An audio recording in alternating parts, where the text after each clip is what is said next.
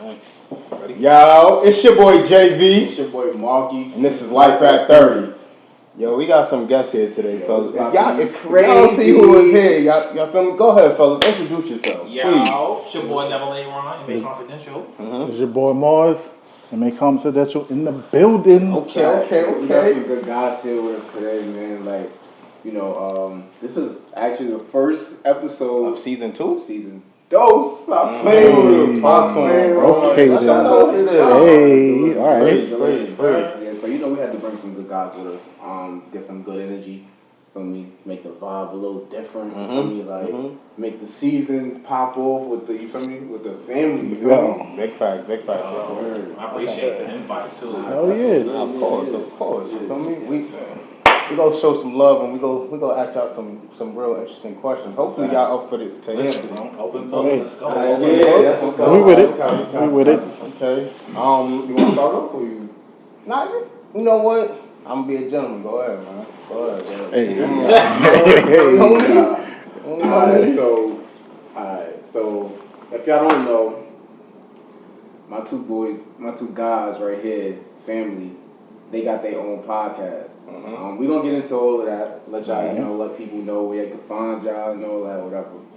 But so we just wanted to do a little collab just to kind of show the people like little versatility, and kind of expand like the audiences. Yeah. Okay. Yeah. So my boy Aaron, my boy Martin, they came here, bless us. You feel me? Hold it down. So with that being said. Like, how y'all start your podcast? Like, what was the journey in that? Yo. Actually, go ahead. All right. Because you was in it before I was. Yeah. So, what's up, everybody? When it came to this is your boy Mars, Boston, Massachusetts, born and raised, baby, Beantown, city of champs. Let's let it be known too. You know what I'm Boston saying? police don't show up at your door. You're not from Boston. Exactly. You gotta see BPD, not anywhere else. You know what I'm saying? Okay. But so I was in a group with 3 other guys. We was called the Uncalled For. Okay. So concept of it was pretty much was like, yo, we gonna take some topics and we just gonna put like a comedic spin to it. Okay. So we was doing that. We did a little run. Got my guy A. I was like, yo, we doing a podcast, bro. Like, he was like, yo, I'm really interested. Let me jump on that. So I was telling Aaron about it, and people's schedules got a little conflicted after a while to the point where we wasn't recording as much, but we was with the idea the whole time. We was like, no, might as well just do it, yo. Aaron actually came to my attention. He was like, yo, why don't you and me do one? I was like, but you know how you try to give it a chance, be like, nah, let me just, let's see what this goes first. Let me see where this goes, and then it failed. Yo, that shit was the Titanic. It was the Titanic, bro. It was like, bow. So you know them bad dates that just start off bad, and then when you get on the date, it just get even worse. Yeah. It was one of them record nights. Like shit just wasn't. No, it was the whole thing. Oh, okay. Because everybody wasn't on the same page, so me and him, we was always like with it. Yeah. But everybody else was kind of like lagging, you know what I'm saying? So we just kind of took it upon ourselves, was like, yo, fuck it. Fuck them. We'll do our shit. Let's do our shit, you know what I'm saying? And after that, we here. Okay. We is here at like at 30 people. And no disrespect to all of the bandmates. So we still got love for all the bandmates, man. That's still friends, like yeah. Friends, shout out to the guys. It was one of them. It was just, you know what I'm saying, one of them nights like where we just was like, yo, let's record everybody because we couldn't get. The pandemic kind of fucked shit up a little bit even more, but like this one particular night, we was like, yo, we all gonna record, we all gonna do our thing, and then like it just wasn't coming together correctly, and so like at a certain point, we just said, fuck it, we just stopped recording. We was like, yo, all right, like You're not doing this. I was like, yo, this is not coming. We didn't even put it out. We never put that episode. No, it's still saved in the archives, though. You know, still saved. Sound like something At this point, like he had just started a new job, so his schedule was like all over the place. I remember he texted me like, damn, like I can't even see the family more. So I started coming to his house on like Wednesdays after work, just like showing up. So we would just chill, and like one day we was like, yo, why we can't just do it online? And then there was boots on the ground after that. Like we was meeting with each other, we was talking on the phone like this was we discussed, this is the type of equipment we needed. Nice. This is the shit we need to do, and we was just making it all happen. Like I would call like, yo, I just got these new cameras. Excited. For real. Get this, so like, the first episode was probably the hardest one to record because we kept putting it off. Like, nah, this not.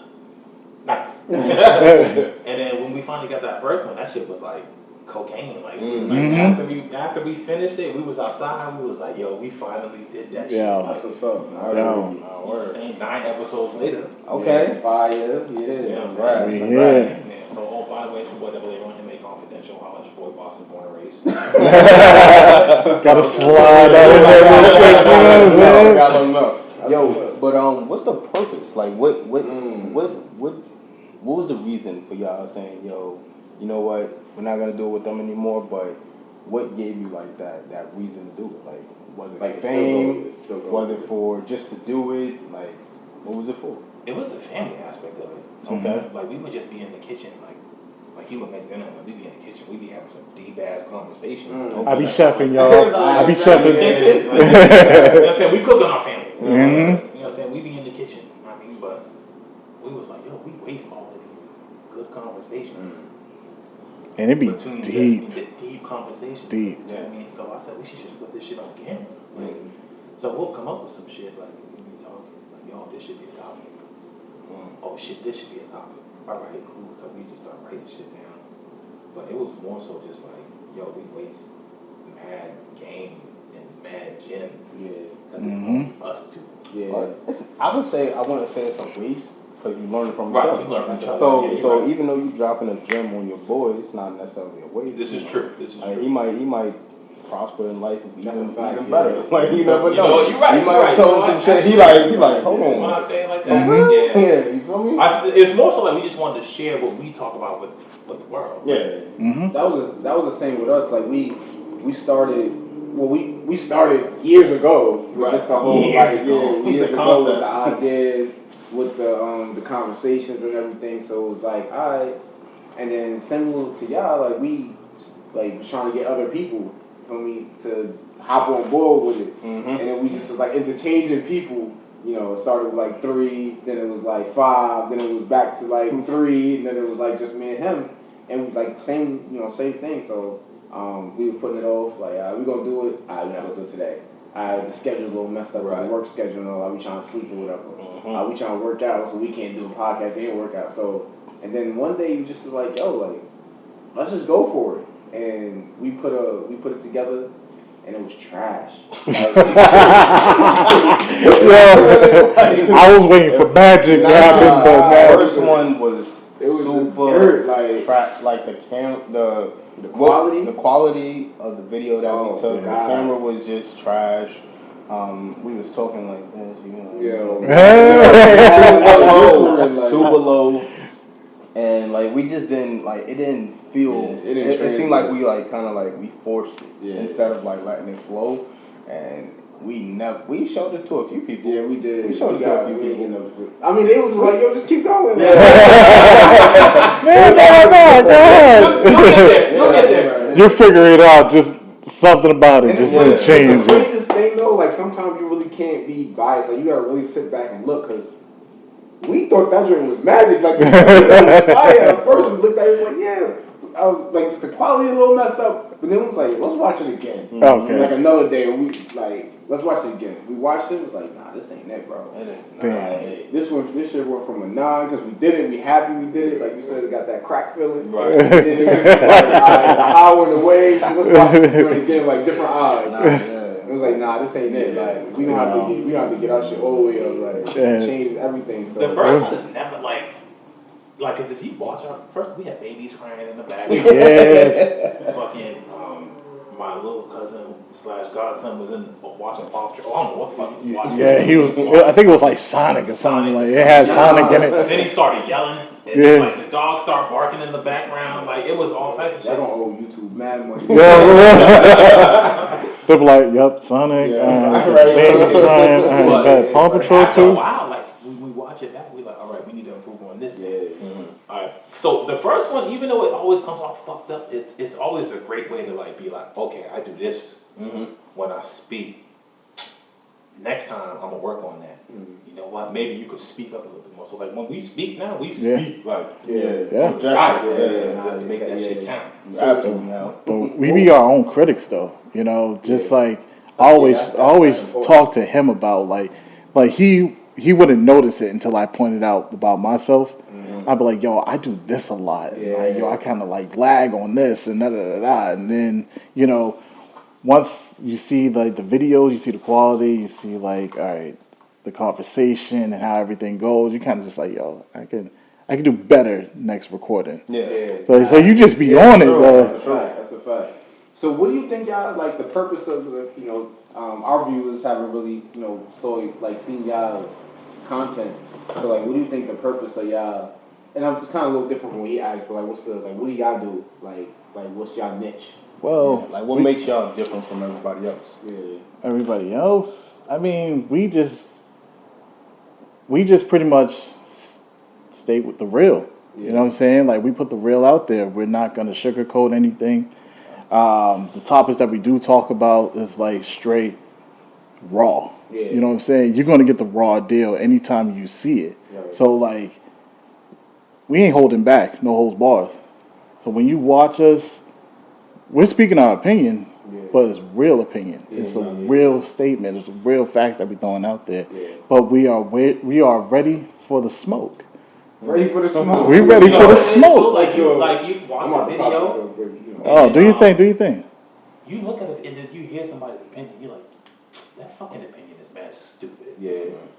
I'm about to tell it from my angle. So it's all, I like to hear other people's angles because I'm always like, because you never know, like because somebody could say some shit that you'd be like, oh shit, I never even thought of it that way. But then other times people will say some shit, you like, that's the dumbest fucking answer I've ever heard in my fucking life. I'm about to tell you what I feel about this shit. Because sometimes I be doing one to tell motherfuckers like, yo, one of the topics I was about to bring up in the next one is like all of these trade deadlines and how the NBA is now. And when I watched the NBA back in '98, there was the worst fucking thing as low days. Surprise! There was no such thing. Yo, listen. If it don't do that, it ain't that lit. It ain't lit. If it ain't lit, it don't spill over a little bit.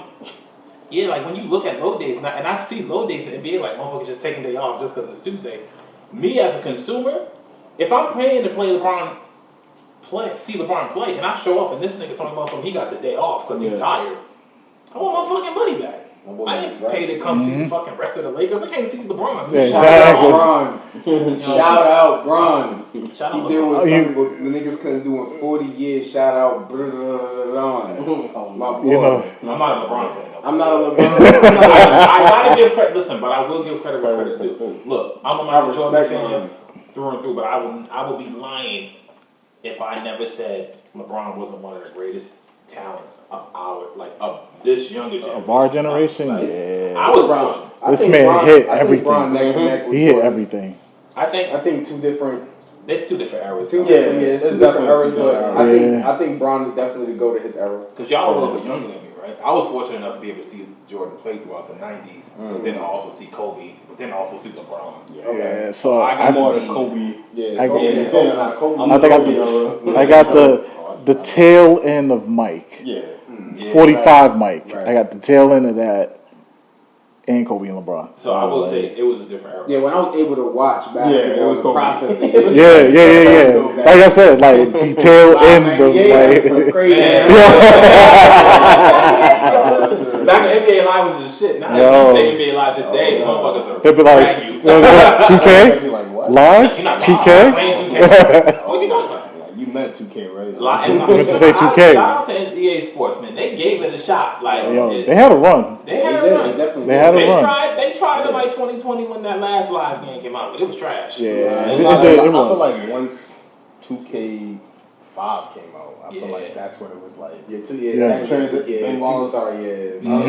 was over. When I started playing 2K on the Dreamcast, it was over. 2K. I forgot all about it. Yeah, he said Dreamcast. They brought it back. They brought it back. He said Dreamcast. Then I took it to the Xbox when 2K2 and 2K3 came out. I was not playing NBA Live no more. I still wasn't live until like Live 06.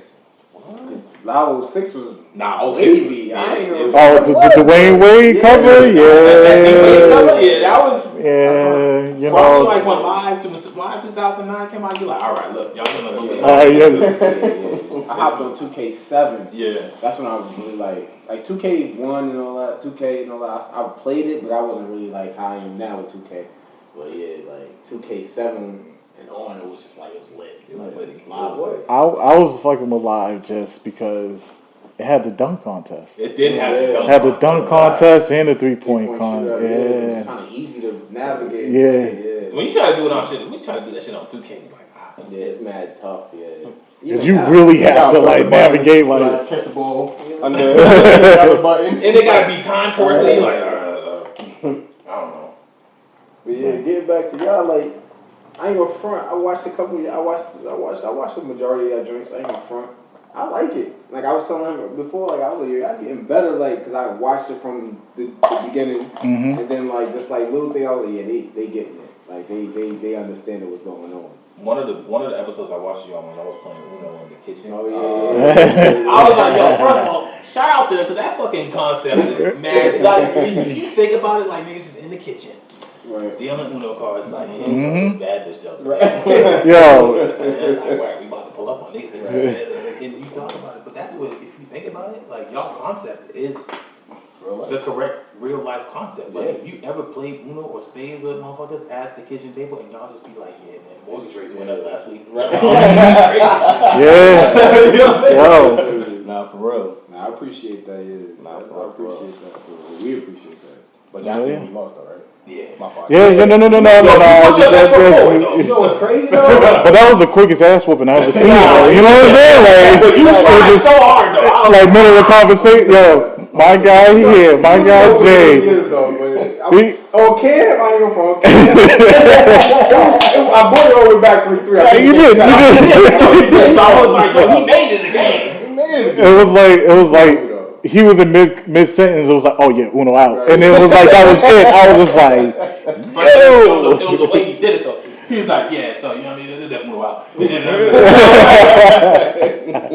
I was just I was baffled. I was like, damn, this dude really you know what gave I him was that. thinking about, like, for the, because I need y'all to come on. I think we should definitely have y'all on the call. Of course. But I think the concept would probably be like some like game night pizza eating, like definitely. That's a vibe. Yeah. Shit, just talk on some crazy shit. You know what I mean? But like, getting back to y'all, like, so what are y'all hoping? Like, what's y'all next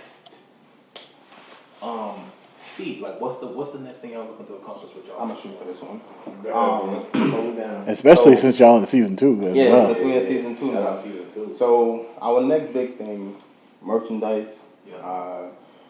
Making sure that we brand ourselves. So like we have the name, we pretty much have the logo. Now it's basically getting that merchandise and everything kind of tagged up and out to the people. And basically just kind of moving forward. So we had our bad things in last season. Now we're gonna capitalize on that and kind of go further. So now more talking about certain things that people really want to hear about, not necessarily just our stories. Right. Dropping more gems on people, educating them on different things that we might have knowledge on and they don't. And just kind of getting out there to new people. So like, there's gonna be a lot of new people that you see. Like y'all the first. I respect it. I respect it. But I love it. This is I'll say that. First of all, it's mad uplifting to hear somebody be like, "Word, like I want to get other people's opinions. I want to get other people on here. I want to brand. Because one of the things that I think we want to get y'all on for is when we was talking about Black Wealth. Yeah. And why it's it's so difficult for us to try to succeed because people like, no matter how hard you work, it's always going to be somebody who's going to always try to. Like, it's always a hater, man. Mm-hmm. Always a hater. One of the episodes that we about to do in season 2. Hey, It's a Black Wealth episode. Okay. And we want to talk about like what, like, cause like we really looked at that Deion Sanders situation, how people really tried to drag him. Yeah, my boy did a lot for them. Everything he did for Jackson State. He did a lot for them. And then they tried to drag him because he wanted to do better. Yeah. So it's like that's the answer to the equation. They were mad. It was mad. It was pissed, bro. I was pissed. I was mad. It was pissed. Like, even like I'm sorry. Like we was Umar, Dr. Umar Johnson, man. Like I brought it up in a conversation. I was just like, yo, he's stating like, yo, he should have just stayed, like, you know, he should have been a staple to the black community. But it's just like, bro, you only giving this man like this amount. Yeah. This man got the upgrade. You know what I'm saying? Right. And like how you said. But he also brought people with him. Exactly. Two championships. Exactly. Mad money, mad endorsements. Like he did a lot for Jackson State. Had his kids playing there. Yeah. Exactly. Brought his family there. And you're about to have like two high prospects for the NFL. NFL players. He got people from the coaching staff to come coach with him. Other black people. So like he didn't take the opportunity and run with it. He helped. I want to look into that Ed Reed situation. Yeah. Over at Bethune-Cookman. I saw the video. I meant to look into it further. I ain't gonna front. I've done that real fast because I want to do a shot with y'all because I feel like that's real. But what was the you said something the last time that we like the how it was there. He said the living situation was fucked up. He said the locker rooms was fucked up. Like he said the way that they live there is fucked up. He's like, yo, everything at this school is fucked up. And this is where y'all kids go. Like, he quit. I think he quit. Even what's his name? The dude from the Rams, Jalen Ramsey. He was saying like, "Yo, I went over to Alabama State or something like that. He went over to some school over at HBCU. He was like, yo, they was gonna treat me more better over at Florida State that he went to. I think he went to Florida State. Either way, he was like, I skipped on the HBCU because they wasn't gonna take care of me how this other school was gonna take care of me." And then the quote that you said. Funding, like the bigger schools, they get a lot more funding. Like exactly. You know, if you think about it, the HBC uses the projects of the college. I'm not gonna front. That's what it is, bro. It's the ghetto of colleges, bro. It's the project. It's the hood of colleges. It's the hood. It's the hood of colleges, bro. They don't really give them that like the same type. It's the same opportunities, but it's just less. It's less. I get that part. It's just less than like. But you gotta remember, when I think of projects, I think. And I don't mean like really always, but it's more so like when you look at like kids that like when you look at kids that go to like the Florida States, the Alabamas. But those are football schools. Football schools, big name schools, right? And then you go to like Howard, Alabama State, North Carolina E&T, all of them schools. They nice, but they don't get the same recognition that all the big NCAA schools get. You know what I'm saying? And so like, it's like. But I feel like they're not necessarily there for the athletic part though. I think they're mainly there. I think it's the education and to be around people that are just like them, like you. Yeah. So you don't feel like an outcast. Left out, yeah. Correct. I think that's originally why they was created for the most part. And so, and I don't want nobody to get it wrong. Like when I say the projects, what I mean is like when all the when scouts hear about football players that go to Alabama State, or like when jobs hear about people who go to like North Carolina E&T, they treat us like they went to an all-black school. Yeah, I know what you mean. I'm gonna skip on him and go with this person over here because he went to Boston College or Florida State. Organization, movie we we both just seen actually. You people. Oh, you. Yeah. He says, "Oh, I went to Howard," and he goes, "Oh, I thought you said Harvard." Yeah. It was almost kind of like it was like I was like, damn. I was like, those are actually two completely opposites, bro. Those up. Like I don't know. When I heard that, I was like, well, first of all, if somebody said Howard, I would definitely understand Howard versus Harvard. Right. Like, Ain't Harvard out here? Yeah. Harvard's here, man. Yeah. Harvard's here, bro. Yeah. Come on, you know they got to rep their city. Yeah, you know, it's here. I didn't go there. I didn't go there. You know what I'm saying? If there's anything we know about Boston, Boston is the best place to get healthcare, and Boston's the best place to go to college. Yeah, that's fine. That is it. Yeah, tremendous. Like the historical value that's and from 2000 to 2015, we had the sports scene on lock. That's a fact. To the 20s, yeah, to the 20s, to the 20s, to the 20s, to the 20s, 2019, 20, yeah, 2018. We had it on lock. It depends, because certain sports y'all was still battling with other people. Like, so NBA, we was struggling, but we were there. We were struggling, but we were there. We was there. We had the NFL on lock. I'm a Giants fan, but they didn't beat us. I can say that.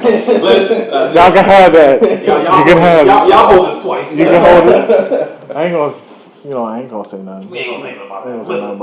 And I want Eli got that. I want to kind of backtrack on what you asked about the feat, like what's our next feat. You were saying, definitely things we want to do, but another opportunity I feel we got is like doing something like me and you talked about this last time, and taking our channel to the next level. So not only just for just a podcast, because I feel like even though we have a lot of good gems or we have a lot of good stories to tell, we also talented in other areas. So like, you feel me, like whether it's cooking, you talk about cooking in the kitchen, like that's where most of our conversations came from, like waiting for that food to be finished. Feel me, we sitting chilling, chicken ain't gonna be done for about 45 minutes, so what happened today, bro? Those be the best conversations sometimes, like when it's just intimate, and I think that's what we kind of want to do here, like the whole purpose was like, yo, these are conversations we have when nobody else is watching. Right. We throw a camera in front of us. We still us. It's just somebody else gets to see it. And before I finish that, shout out to everybody that tuned back in and watch. Feel me? Like, you see what it is. Yo, support these two, bro. They got some shit. They got some shit on it. They got some shit. If y'all was watching last season, definitely make sure y'all watch this season, man. These definitely. They got some real good shit coming y'all way. Comment, subscribe. Feel me? Like, if you a first time viewer, shout out to you. Feel me? I hope you come back. If you back again, like without game, like you feel me? You see what's going on. Y'all ask for something new. Y'all want some new versatility. Y'all want some new conversation, vibe, all that. We here, we doing it, man. You feel me? We get this shot though. Let's get this shot, dog. Yeah. Yes, sir. Season 2. That's nice. But I think one of the things I spoke about to him, and it's not even really a secret, really, because I've been a firm believer you never let your left hand know what your right hand is doing. But also in the same moment, like I love to see other black people get ahead. Hell yeah. You know what I'm saying? Listen, we got so used to being at the back that we don't know what it looks like to be at the front of the bus. You know what I'm saying? So like one of the things me and Martin talked about was being a brand, and pretty much like finding a way to brand ourselves to a certain point that makes the channel grow more. Yeah. Okay. So again, like Bert, so we kind of come up with some merch. Shout out to my little Ari. And always looking out, Ari. Y'all need somebody. Yo, plugging my little cousin if you need some Ariology, some Etsy. Definitely check it out. We got a lot of people from Boston, from Massachusetts. Digital creators. If y'all need logos, if y'all need anything, listen, my cousin Ariology on Instagram. She'll definitely be able to look y'all up, man. She did actually did our. She did our logo, bro. Yeah, she put our. Yeah, she did our logo, bro. Ariology on Instagram, y'all know what it this. Very talented. Very talented. Handcrafted everything. Yeah, I'm out there. Yeah, definitely. We got y'all.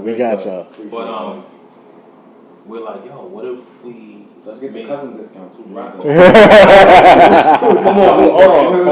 Support black business. But hold on, because we talk about black business, but how the black business got to charge me 4 times the price for the white people? Listen, because they gotta make that, bro. Like, think about it, right? Okay. So if we don't support but they got the attitude when they take it. What if they don't even charge that much, right? What if they charging a little less, right? But you gonna sell more? Nah, but it looks like a knockoff, right? So if a black person is selling a Nike shirt, a Nike store is selling a Nike shirt, where you go buy that? Exactly. Exactly. Is it Nike? It's Nike. Nah, it's Nike, my boy. Right, like, so if it's Phil Knight and it's in the black store, I'm gonna go to the black store. But you know, I get what you're saying. I get what you're saying, though. But look, that same Nike joint, and the black store gonna be $100 cash for just a T-shirt. It might be. And then Phil Knight selling for $30. I'm going to Modell. Whoever got the cheapest price. No, for real. But I understand the concept of what he was saying, though. Like, you know, certain black stores, black businesses, like, even though they upcharge, it's for a cause, though. Nah, it's definitely a cause. Like, it's cause they need the money. I'll pay a little bit more to support my people as long as you're not trying to beat me over the head. That's right. If like, don't be some socks in the bag real fast. One pair of socks. If I be charging me 30 and you want to charge me 32, fine. I'll pay the extra $2 just to support my sister. Exactly. If you saying like 100 versus 30, then $50 for the shirt and you want to charge me $80 for the same shirt, I'm going Nike, bro. You want to support black business, but black people in business gotta know how to do business. Right, you gotta make it make sense. But what about the people that do? Like, there are people that do, and that's why they're successful though. But there are people that want to be black business owners and screaming support your own, but they not supporting the pockets. There's something like that, and then there's somewhere. Okay, I watched this chick, right? She was drawing. I was looking for the logo. Some chick was drawing. She was like, "Oh, my prices is like," she said like 35, 40, some shit like that, right? I was like, all right, that's not bad. But then she posted somebody else, basically like saying, "Oh, your prices are too high." It's like, how's that too high? Like, she's literally putting in that work. She got hand draw this shit out. Her creativity. Yeah, exactly. Like, so it's just like, but see, there's certain times where sure they might be taxing, and then there's times where people are just overreacting. Or sometimes they need head cracking though. With the if you head crack, but make sure your joint is quality. But don't head crack with an attitude, because now I don't want to deal with you. Yeah. Customer service doesn't go away. Like if somebody says it's expensive and you say, listen, it's the overhead, it's my creativity. It took me 3-4 hours to do this. I don't have a machine like Nike do that can right. This Right. I don't got the sweat. You be like, you know what? Fuck it. Yeah, you're right. It did take you. But you don't. Now I respect that because I feel like all that should come on a receipt. I don't have this. So you gotta. If I walk into the store, you should the way that the niggas in Hollister and Abercrombie and maybe like Gucci or whatever. Yeah. If I'm gonna walk in there, I feel like I want to be greeted. Yeah, like I want to feel like a customer. I don't want to feel like I'm in the hood. Like I don't want to feel like I walked into the wrong store. Like, oh shit. Exactly. Nah, maybe I should walk out like they got nice stuff in here, but now I don't know. You know what? But there's a certain level of customer service you gotta have, and I support I don't got no problem supporting my black people. But look, if I walk in your store, I don't want to be greeted like, "Yo, what's good, my nigga? What you need help today?" Like, I mean, honestly, I wouldn't even feel offended if you did greet me like that. Like, what's good, bro? I feel like if I be like from some shit like, "Yo, I ain't gonna front, I like that shirt, but that shit expensive," and they call me broke. Hey, bro, what you? Exactly. I like that aspect of being like, all right, I feel like I'm at home here because I feel like I be myself, but at the same time, like. If I walk in your store and I'm like, yo, this hoodie's tight. I saw this at Nike for 60, but then I come in your store and I see that shit for 90, and I'm like, I want to support you. Right. Like, need some socks though. You got those. Some stickers. Give me some stickers, some magnets, a pen. You gotta make it make sense. Like if I'm gonna pay the extra $30 for this T-shirt, Make it make sense. Make it make sense. Like, can I get some party socks? Like, make it make sense, people. We love to support you, but make it make sense. Make it make sense, make it make bro. sense. I support any of my black people in any way possible.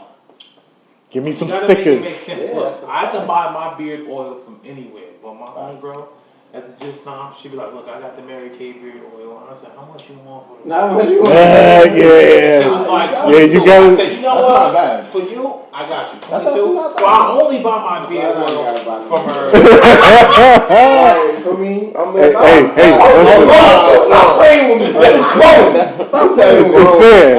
It's fair. You know what I'm saying? It's fair. You know what I'm saying? It's fair.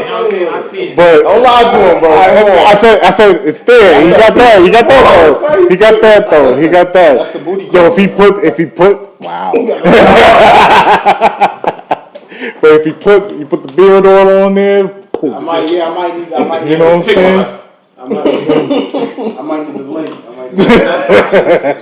You know, but I will say, say, charge me 22 though. But actually, got those socks. She not doing socks. She don't even sell. You want some socks? Yo, look. Whoa, I need the socks. Give him some. It's still cold out here. I will say though, because I use it. Listen, her beard oil, it's the spearmint John. It be nice on my beard, soft though, so the quality do be. When I had dread, the spearmint, when they do your hand and your scalp, feel like it's like literally, it's like. I'm like, oh my god. Okay, exactly. You know what I'm saying? I don't got no. You can kill him. Hey, you can kill him with the. I gotta make up for the other place. I was bald head, didn't have no beard. I didn't have to have. He said you made. Jesus, we gotta make this make sense. I was like, no facial hair, no hair. My guy can go. You may got this, but I got this. Right, you know what I'm saying? Bitch love bald men. They love the beards. But on some real shit though, it was funny because when we met up for the first time to talk about this cast, and after they left, I said, yo, their energy is really up there, yo. You know, you can know, like when you meet people, you can if the vibe is gone. When they left, I said, yo, Mark, I like their energy. I like what You said that, Mark? Yo, for real. Yeah, No, he did. No, I definitely, I like their energy. I like what they come up with. They seem like they got some shit that they really want to talk about, and that's usually what it's about. Like if you get with a bunch of like-minded people with the same idea that want to get to the same finish line, it's effortless. And I felt like vibing with y'all the first time was mad effortless. Like it just. You know what I mean? It was almost like we knew you already. Yeah. I was like, we started clicking, started talking about everything. Like, I was like, you get him to talk. But yo, initially it literally started off with just me and this man right here though, because like it would just be on some regular day, like, hey, what's good, bro? But you know how us dudes it's like a slow progression. It's like, what's up? Temperature first. What's going on, bro? You tested out with sports real quick, but like, oh, you watched the Celtics game last night? Oh yeah, you know, all right, cool. And then it's just like boom, boom, boom, boom, boom, and then that's when like I kind of one of us brought up the idea of like podcasting, so.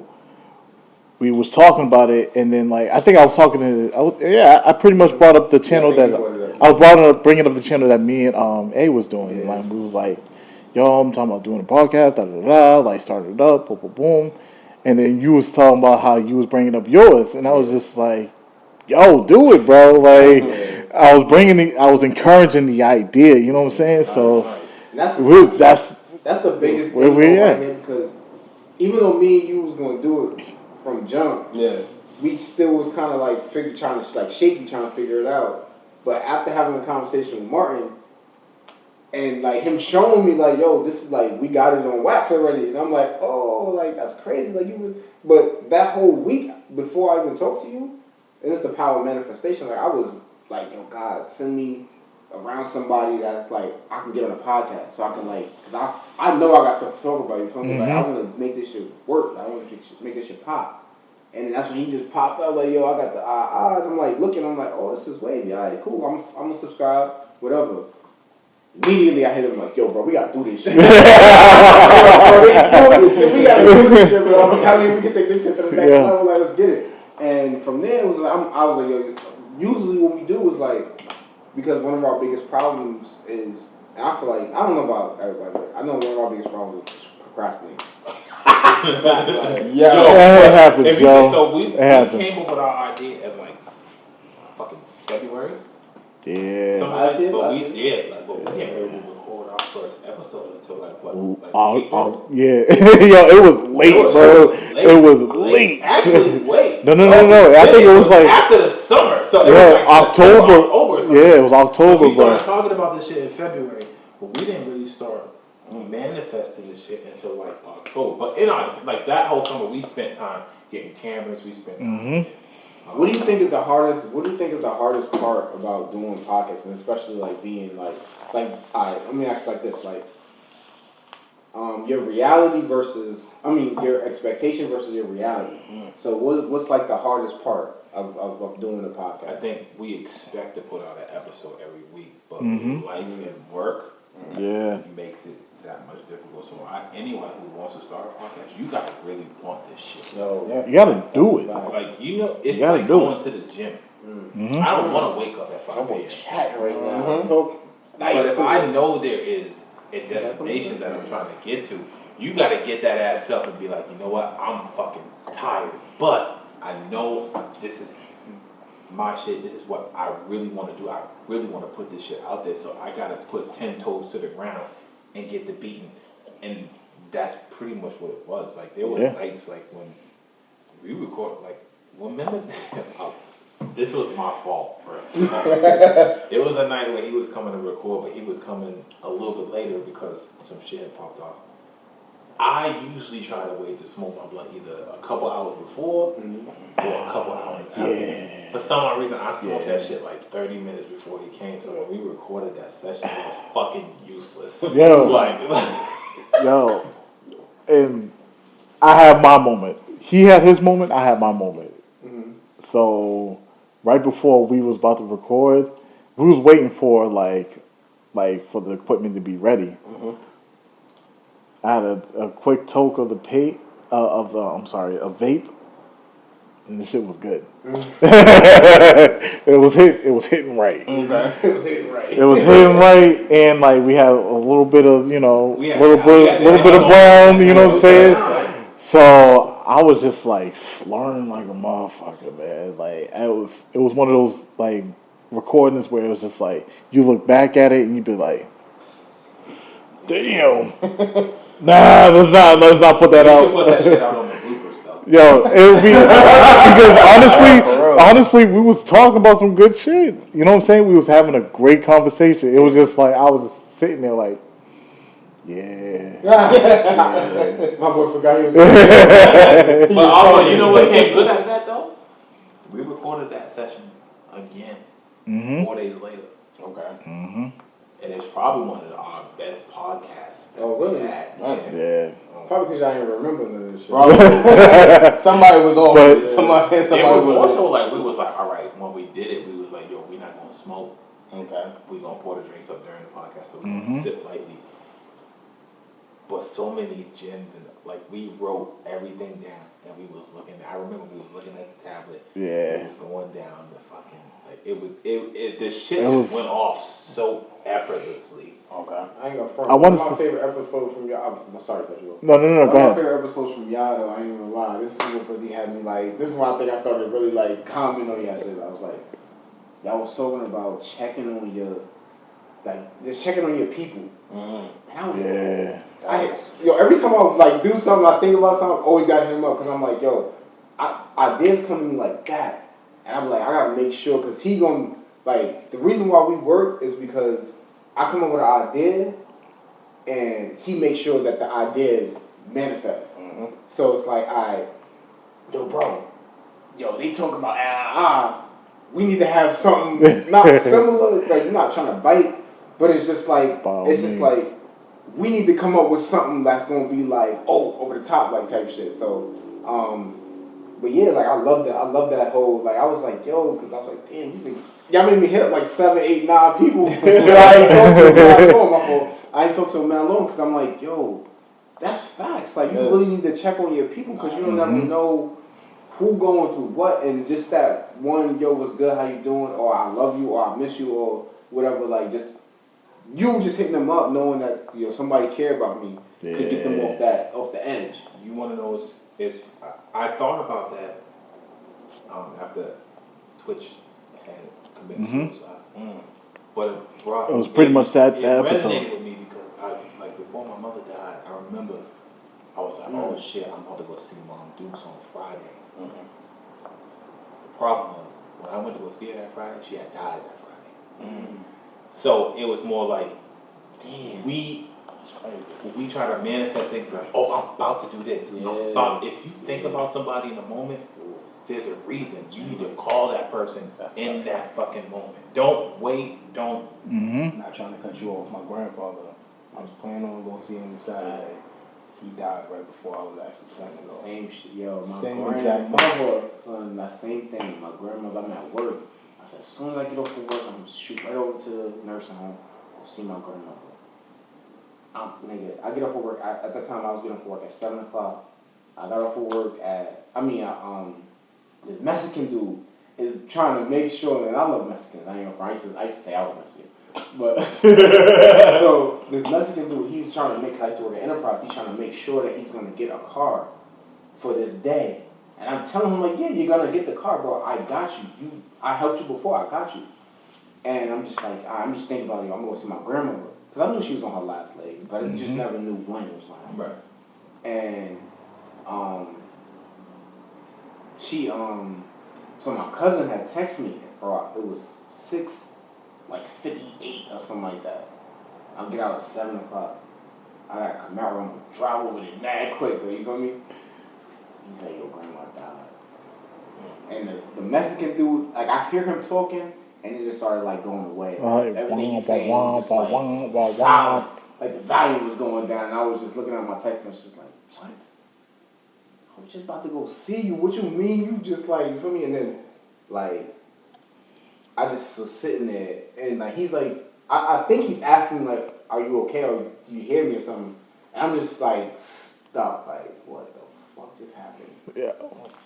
And I just like, and then he called my manager, and he was like, I think something wrong with your employee, like something wrong with him. And then Nick was looking at me, that was my manager at the time, shout out Nick, he was like, you good? I got up, and I just walked to the back, and I was just sitting there. What the fuck? Like, I have no plans after this. Like, my plan was to see you. That was the plan. That was the plan, dog. So the nigga was like, yo, you gotta talk to me. Like, what's going on? Like, we still got customers. Get out of here. And I'm looking at him, and he's like, yo, come here. I started crying, like, just bawling, bro. I couldn't even. Nah, it was just coming out. It was just like, he just hugged me, like, it's okay. It's okay. It's okay. Because his mom had passed not too long before that, so, like, and I was like, damn, but, yeah, check on your people, yo. You just never know, bro. Like, you have to. Got to. How old, don't matter what the situation may seem like, they might be popping, get thousands of views and thousands of likes on Instagram. But they could be hurting. All I must, if you say I need to go see this person, just go see him. That's a fact. Don't wait. Just go see him. That's a fact. You know what I'm saying? Because if you say if a random person just pop up in your brain like, yo, I need to go see that person. I beat myself up for a long time after that, bro. That's pain. It's one of those things. Like, I think about that shit every day. Like, damn. I after work. You know what I'm saying? It's like 4:30. I'm driving down the driveway like I'm about to go see Mom Dukes, whatever. Yeah. My sister called me, she crying, like, yo, Mom's gone out. Yo, I drove around. I didn't even know where the fuck I was going. I was just driving. I was like, you lost at that point. I'm lost at that point. I was crying. Somebody like and it's not even a family member that you just cried to. This is like a manager, bro. I was good that you had that type of relationship with him. Nah, he understood. My boy, I ain't gonna he understood like my career was how to console you though. Yeah, you know, just like come here. White boy too. I ain't even front. That's why. It don't matter what color you are, bro. Listen, you a genuine person. I'm gonna help with genuine people, bro. Listen, if I got a question, that means I can't be around you, bro. Yeah. But you sound like a Gemini, bro. I'm an Aries. I was born in April. I'm an Aries. Yeah. My mom's an Aries. But you know what episode I do like from y'all? This was like one of y'all like beginnings. I think I know which one. This is one of y'all beginnings. Alright, go ahead. I probably just messed up your whole thing. You never know. But y'all was talking about how y'all used to like get up with girls and stuff like that and partying and I said 3. I forgot what 3 was, but I do remember the whole party thing and how you was pretty much putting him on to like everything. Yo. Oh yeah, the dancing. He really did. Yo, 2 left. It's not that I didn't know how to dance. I didn't know how to dance at parties. Yeah. You feel me? Like I can do. That's his favorite dance. Yeah. I can do solo dance. Light on you real quick. Like Nene, Dougie. I can do all that. You feel me? You can get sturdy on us.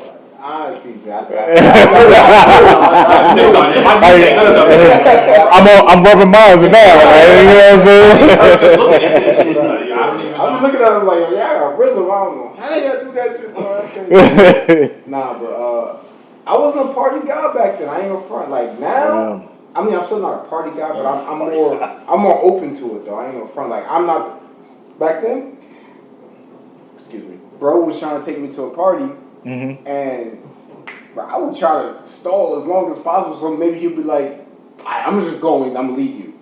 I ain't like no skin on my back, I'm gonna just keep playing the game. Like procrastinate like crazy. But the craziest thing about me though is that when I get to a party, I love it. I don't wanna leave, like this is lit. But my idea of partying was, why am I about to pay to go inside of a place to listen to music I can listen to at home?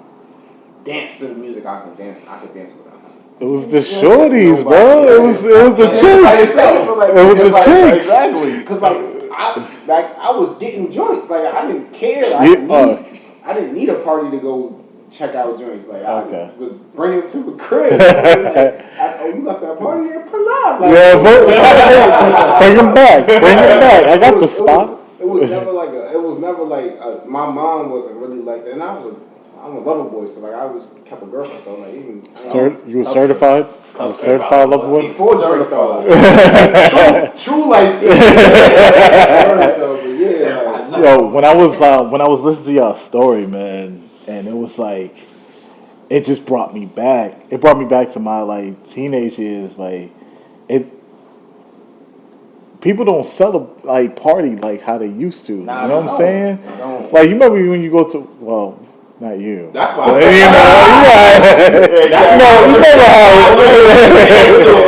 know how. I didn't mean to put my man. Right. You know what I'm saying? But like, he doing enough. I got you.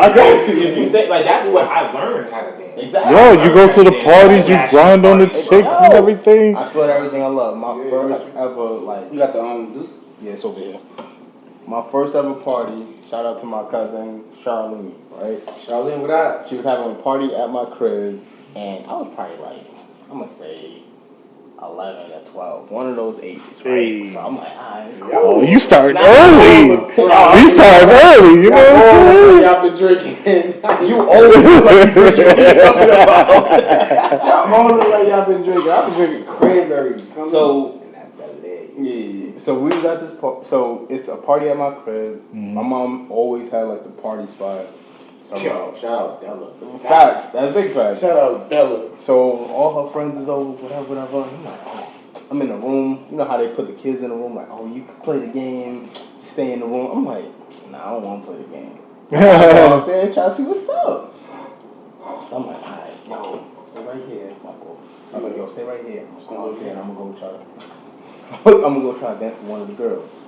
It's like, alright, cool. Went out there, seen a girl dancing. This back when you kind of like you was riding the wall. Riding the wall. Yeah. I'm like, alright. Okay. She's not dancing on the wall, so I'm gonna squeeze behind her.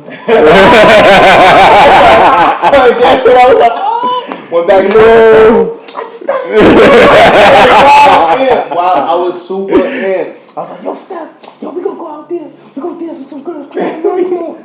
Yeah, that didn't happen for Steph. It's a little different for Steph. Listen, one of us gotta win. Exactly. One of us gotta win for the next. What you did though, you did the right thing. You brought him to the promise. Yeah, exactly. You let that horse to the water. Now we have to end the drink. I was like, yo, come on, bro, we gonna go dance with these girls. I started dancing with the girls again. I was like, he was not dancing. I was like, I'm gonna go back in the room and play the game, man. This is I used to be like that though. Yeah. And then once I got my taste of the bachelor parties, bro, it was over. So explain to me, but explain to. So a bachelor party is back in the day, like they would go in the basement. Hence bashment. And they would throw a big ass party in the basement. They had the speakers, they had the album. And they be dark as hell. Dark as you get like no fucking light. You done this before? Facts, bro. Yo. And you would be down there. Everybody down there. You would be swept like a motherfucker. Yo. You be dancing. Facts. You be dancing your ass off, bro. And then like at the end, like now, like when you pull up to the club, yo, listen, you seem like the most seasoned veteran in the club. Exactly. Like you going to to that training ground. The parties was the training ground until you get to the clubs. You know what's crazy? The Wood is a perfect example. Yeah. Right? So you see the movie The Wood, right? How Wood. You know, bro, you know I don't watch movies. You watch The Wood. All Epps. Tay Diggs. When son was like, get out the court. You got So they got more work than you, cuz. You go to a party, you feel me? Like, I don't think I was trying to get numbers at that time. If I did get a number, I got a number. See, that was me. I'm that source. Like, I'm trying to make sure I can get a joint to come back to me. That's what, like, I'm not. But you gotta remember, you gotta start young. You was that guy. That was the good. But you was like 14, 15. You start 14, 15. You would not bring nobody back to you wasn't bringing nobody back. I got it. I'm sorry, fellas. It's my tongue to get off the stage. I should have been at your house. I wasn't going to parties though. I should have been at your house. I should have been at your house. Me and Gina would have made sure you was good. I'm just saying. Shout out Gina. Nah, no bullshit. But that's when you learn how to dance. And then by the time I got turned 21, I was oh, hell yeah. I was like 16, 17. Yeah. Bro threw me in the head. I'm like, no. What you mean, go ahead? Oh, I'm telling you, man. Let me see you do it first. And he was like, nah, bro. The big joint was over there. Preying us too. She's like, go get that. Like, okay. Go get the big joint. Big girl, listen, everybody got that friend with it. Listen, go get big girl first. Yeah, she was funny because nobody else dancing with facts. Like, it was gonna put him on game. I danced like 5 songs with the big girl. He was gonna find out the rhythm. Yo, shout out Big Bernice. Nah, that's fact. Bernice. Sister Big Girl. Shout out Big Bernice. You seasoned my mans over here. You seasoned. You turn my man from regular to Lawry's. Exactly. Lawry's got that extra joint. Yeah. little salt babe joint. I appreciate y'all coming through, man. This is nice, man. This is nice, yo. It's gonna be more of this though. I ain't in front though. Shout out. Yo, you know what? I thought about. We life at 30, right? Mm-hmm. So, everybody come up with like a fake game. Beyonce got the Beehive. Oh, nah. My boy's Todd, he got the Squeeze Gang. Exactly. Shout out Todd. So, I feel like 30 game? They could be LA 30. Is life at, that's like repeating the same shit. But it could be 30 game. 30 game? You know what that sounds too close to? What? Yo, you see? I know you want to be a man, 50 boys. Oh, 50 50. Everybody, 30 gang. 30 gang. Listen. Mac family already know what it is. Mac, they got that. You know what I'm saying? The Mac's in the house. That's one thing. Y'all ain't gonna front. That's one thing I really enjoy about y'all too. Like y'all podcast, like y'all include y'all family.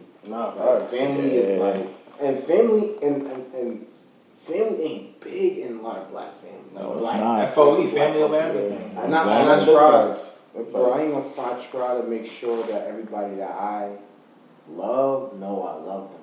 Mm-hmm. Like, my family is consisted of like a couple of my real family members, but friends that was like loyal. You feel me? Like Yeah. My mom told me at 6th grade, my 6th grade graduation, she said, this is the time where your friend, you will know who your friends are because it won't be many of them when you get to the next level. That's facts. And I was That's deep as hell. I'm like, I'm gonna bring all my friends with me. You bugging like. You're stupid. You don't even know what you're talking about.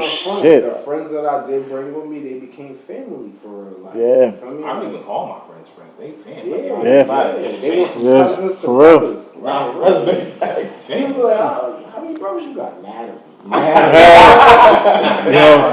brothers. Real brothers. As you speak on that, like for real, like I know after I graduated, like middle school, high school is supposed to be the time and era where you find yourself. Yeah.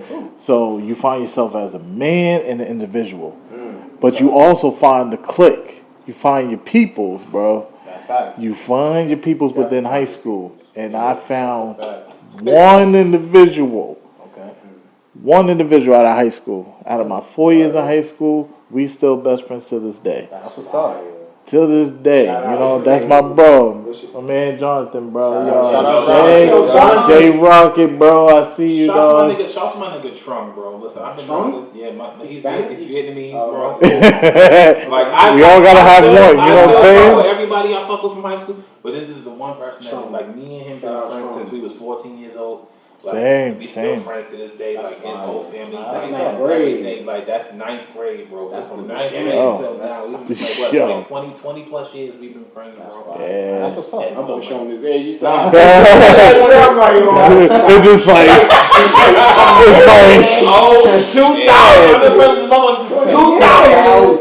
it's been how many years, God? 20 years from high school. 20 years Yo, ago. bro. I've been out of high school 18 years. I met that man in 2000. I got niggas I met in 6th grade and we ain't get 20 years yet. Nah, that's fine. We're still working on it, bro. I still got 10 plus years with my guy, bro. 10 plus years. And listen, man, you rock with your people from ups and downs. All my friends, listen, if you have never seen your best friend cry, then that's not your friend. I've been to his mom's funeral, bro. That's a fact, bro. One of my homies, y'all gonna see him on the podcast too. I talk about him a lot on the thing. He gonna tell a story, but nigga, and I tell you from my point of view, because I want y'all to hear his point of view. But from my point of view, I was on punishment when my son mom passed. And the last thing I remember from his mom's was she got us a job. This used to be this thing in Mount Vernon called Arts on 3rd. So basically it was like this big festival where like they have like performances, they have like games, they just do a lot of stuff for the community. And she got us a job there, like a volunteer type of thing, just to put on our resume. We just got into high school. So me and him and his little brother was participating in it. And that's the last time I seen her. So son called me one morning, he's like, yo, bro, you gotta come over here. Like, my mom is in the hospital. So, alright. My mom left. She went to the store or something, but she was going for mad long. And it's crazy because I associate rain with death. I ain't gonna front. Like, most of the people that was close to me, rain when they passed. And this is the first person that this happened with. So so he was like, yo, bro, you gotta come. You gotta pull up. And I'm thinking, about punishment. I can't just come outside. And this is the first time. My mom was serious. I got trapped in the closet. You feel me? I was on my R. Kelly. I got caught in one of my ex-girlfriend's closets. My mom came home. Her mom called my mom's. And my mom was like, you don't punish over. Oh, shit. So I was on punish for like the month. And that month, mad stuff was happening. You know, when you don't go to school, everything happens when you don't go to school. That month, everything happened. So he was like, yo, you gotta come. And I'm like, oh, fuck it. It sounded important. I gotta go. Because he had got jumped at earlier that month too. So I was like, I missed that. I can't miss his mom being in the hospital. So I was like, my mom too, bro. So I'm like, I wrote a note to my mom, like, just before text messaging and shit. Nah, that's big fact. Leave the notes. I'm at the hospital. But you gotta. He just ain't have a phone. He was like 999. Come on, you gotta. I'm not counting that shit as text messaging, bro. But yeah, so You gotta pay for that too, man. Messages, database, all that. Come on. But yeah, this wasn't the weekend, like, Bro. Not at the 7th. If it was important, you should. Nah, I wrote that note. She gonna get that. So I wrote the note, left it on her bed, and spring, bro. And it's crazy because I lived on like I would probably live like a mile away from the nigga, maybe a little more than a mile. This is when you lived on what? Bleecker? I lived on East 4th Street. He lived on Valentine by Mount Vernon Hospital. Okay. So, just this must be before he moved then. Yeah, I ran the whole way. I get there. Everybody look cool. I'm like, nigga, you made me come outside, risk my freedom, nigga. Nothing, nigga. So he like, yo, like, yeah, now we gotta go down to the hospital. He didn't live too far from the hospital, so we walked down a couple blocks to the hospital and shit. And he like, we just chilling, parlaying, me, him, like family I didn't even see before, and his family, whatever, they come pull up. And then like his sister was the only one that went in there. His older sister went in there. She came back out, but she was looking kind of weird. So everybody like looking like, oh, when am I coming home type shit. She was like, she couldn't even get it out. And she was like crying, whatever, and she was like, Mommy, Dad. And I was like, oh shit. And that was like the first time I ever had experienced some shit like that. And I was just like, that nigga and Van a big nigga. But especially when we was kids, like Van was probably already like 5'11", 6 foot. Oh, when shit. we was kids, like almost 250. That's a big boy. That's a big boy right there. That nigga just ran over straight to me and grabbed me and just like claws in my back. And I'm like, this hurt, but this is my bro. Like, this shit hurt. But he was hugging me and like crying. And I was like, what do I do? Like, nothing but just holding him like, damn.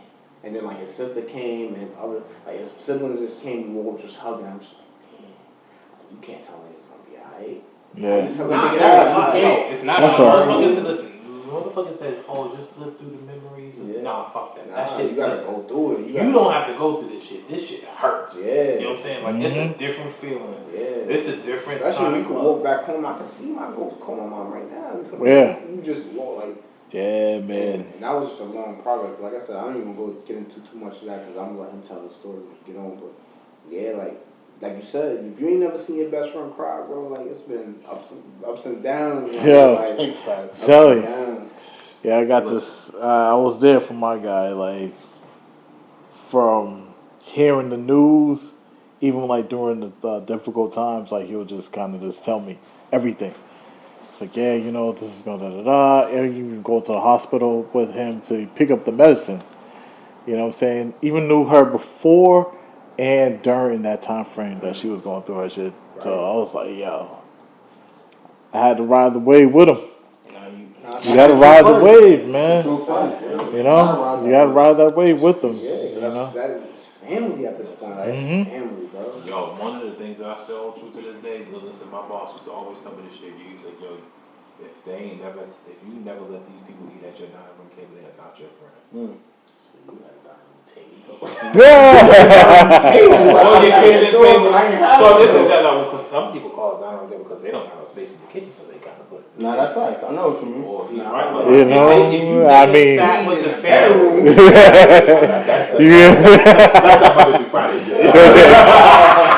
We keep that undisclosed. When the company come over, you don't have the kitchen table. Yeah. But like, I used to always think about that. Like, yo, if they never eat at my kitchen table, bro, I don't know if that's really like. That's really my friend. Like, you don't trust them enough to let them in your house. You don't trust them at all. You know what I mean? Like, my boy was there and I had to go. I mean, I feel what you're saying, but I don't feel like that. Because this might be shaky. Yeah, I don't feel like that. I've been at his crib when we were younger. One time. He's lying again. That is facts. I know. The one lies. One time, and literally, I went to the living room. When we was in high school? When we was in high school. Alright. Oh, no, that's different. Now, we're not talking about high school. No. This is part of our friendship. Hold on. Let's cut the fucking whatever that we cutting right here. I lived in a 1-bedroom apartment. That's facts. I was embarrassed as fuck to let anybody in my crib. The only people I let in my crib was niggas I thought that was living like me. If I felt like a nigga had a 1 bedroom, or if a nigga wasn't gonna say nothing to me out me at school, this nigga lived in a 3 bedroom apartment. With luck. I don't give a fuck how much we had. Before that, it was completely different. I didn't know that before that. This nigga lived in a 3 bedroom. This nigga had Nerf guns, PlayStations, TVs in every room, cable, you feel me, beds. I will say sometimes it's lucky because like, I mean, we came from beginnings, bro. I'm beginners, man. Sometimes the luck do change. Like I'm saying, like I came from a family where literally, I remember literally stealing electricity from the actual building. We had to hang the wire out the building. We was on top of shoulders trying to plug it in order for us to get electricity to the crib. So it's like you seen when we was. Nigga, better. You got one time in my. But you see that it was better. So you gotta stay right by the elevator and the stairs, nigga. Don't come inside my house. Shit! I used to go get him every morning, so we could walk to school. That's a fact. I only been in his crib one time. Yeah, nigga. But when we moved, though, you was nigga. Sure. So I mean, it obviously like niggas, because listen, they're like, oh, Aaron, you live in the house, nigga. I didn't move. There was times until I was beforehand. like 10 years old, and I moved every year from the time I was born up until the time I was 10. Whether it be sharing a room with my brother, or being in the house infested with rats, or slumlords, all types of shit. Eventually, the luck dude told me my mother was a hustler, man. She was working, going to nursing school, like trying to make it her way by herself, taking care of 4 kids. So it's like you always like. Granted, you see your mother like, shout out mom. Damn, mom Luke's is looking real rough right now. Especially shout out single moms. Single moms, they listen, and even to my son. Not enough credit. Me and her, we got a real rocky relationship, but I will say one thing I'll never say about my son's mom is that she's a terrible mom, because she's not. Okay. She does the best she could with what she got, and if I can't get it, she always find a way to get it.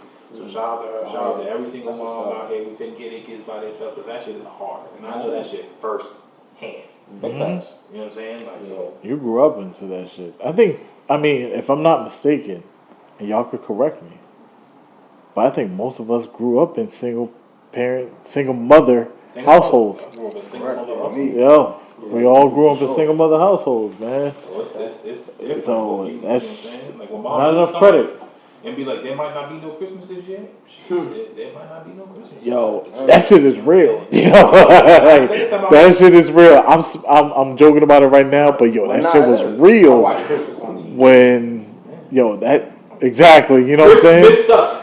Yeah, exactly. And Christmas missed us. Exactly. But it was, and I said this at my mother's funeral. I was like, yo, listen, my mother would always say that, listen, we might not be able to do it for Christmas this year, but she would find a way. That's a way out of no way. And if there was preaching right now, listen, they always came up in tax season. They always did. They always came around tax season, bro. Every time she said there would not be, there always was. I know it's fine. I think my mom owed me a couple of ends because I ain't know how much. Yo, I'm telling you, bro. Like, yo, tax season. Like, listen, I ain't got you on your birthday. Like, for me, Christmas and my birthday was like 2 weeks apart. Okay. So like. You had to pick it. I had to pick and choose which one I want. I always skip Christmas. I'd be like, I can skip Christmas. But I get on my birthday. But like, yo, that one time, actually, the one of the few times that we had it where she couldn't do it for both, I was just like, you know what? Fuck it. Tax season, nigga. So tax season made up for everything. That frown turned to a fucking smile instantly. Instantly. You know what I'm saying? I always came through for some reason. I've never went without having a Christmas. Like, it was always like that's why I said that's lit, bro. That's lit. Well, I ain't go. I like Christmas because I fucking hated Christmas. It's a feeling though. Yeah, I hate Christmas. And also for me, I love the gift of giving. I hated giving. But I hated giving or getting. Think about it, right? Ask me what I want because I'm not gonna ask you. Think about it, right? So you told me what you wanted, but I had already had your gift, right? And I was like, yo, like I like giving. Why? Because then when I see somebody like they open their gift, I'm like, oh, I really did like y'all appreciate it. Like that shit, I don't really care if I get a gift or not. That's real, bro. You know what? That's real. You have a kid? No. That's why. So you'll learn to love Christmas. No, I started to like Christmas. My older brother Josh, he has kids, and when I watched them open up their presents, I almost cried, bro. I was like, I can't watch this shit. Like, I was messed up. I was like, I gotta leave the room. I was like, damn, now this is what it is. It's the children. It's literally the kids. Like, I ain't gonna hold you. Watching my daughter open presents now is like, it's not that funny. And she says wow to everything. Wow! She doesn't know what she's getting, but she's just wow. Like, oh, wow. And like, and then like, wow. Yeah, like it's like, what is it? You tell me. How old is your daughter? 2. Also, okay, so yes. So you tell me what it is. What is it? Oh, you can't tell me. You just saying wow. But like, as she gets older, then it'll be a little different. Then she'll start to appreciate the gifts a little more. She'll actually understand what it is she's getting. Yeah. But it's even like, because my son's birthday is December 2nd, and then I gotta turn around and buy gifts. How many you got 23 days? I'm saying that's better because my brother's birthday was literally the day after Christmas. Oh. So I know you can't open your gifts till 12. Don't give him his shit yet. Right. Don't give him his shit. Happy Christmas birthday. The day after Jesus. That's how people were doing. Or Kwanzaa. Kwanzaa. Yeah, there we go. What do y'all think is like the high? Like why do you continue to keep doing putting out content?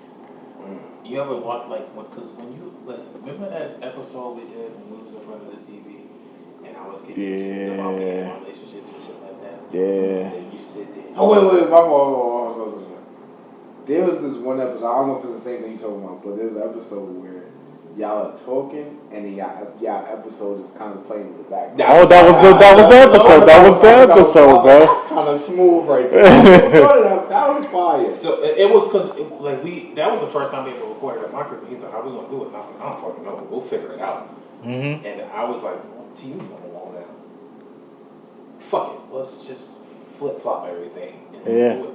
I thought that was kind of fire. But when we watched that episode back, that's when we knew we had finally got our bearings because the shit just went off so effortlessly. We would just read the conference on a tablet. We had notes like a motherfucker that day. We were just like, all right, it was on, and then we watched that shit, and we was just looking at each other like, yo, this is the fucking episode right here. It's that high of watching it back and being like, yeah, this is it. This is it. But also knowing when you plan it, you're like, yo, it's gonna go like this. I'm gonna do it like this, and then it actually executes that way. Mm-hmm. And then you watch it and you're like, yeah, this is exactly how I saw it happening. Okay. That's what's all right, I can't wait for it. Because I think we was talking yo, the next episode is gonna be great. Exactly.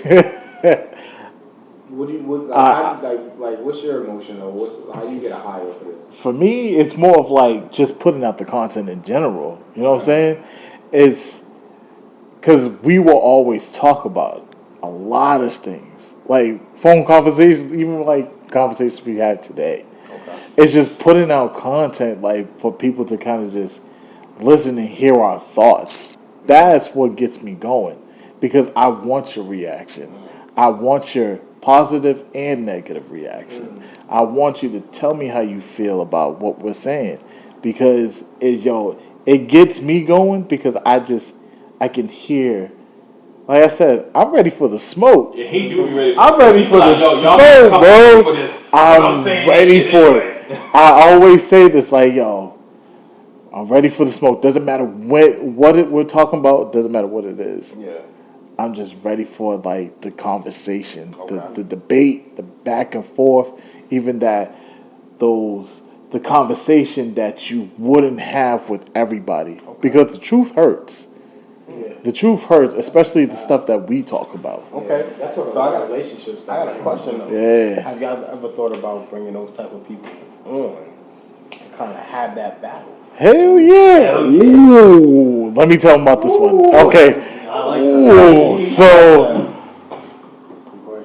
before we even started, the official podcast. Before we started the channel, we did a recording. Okay.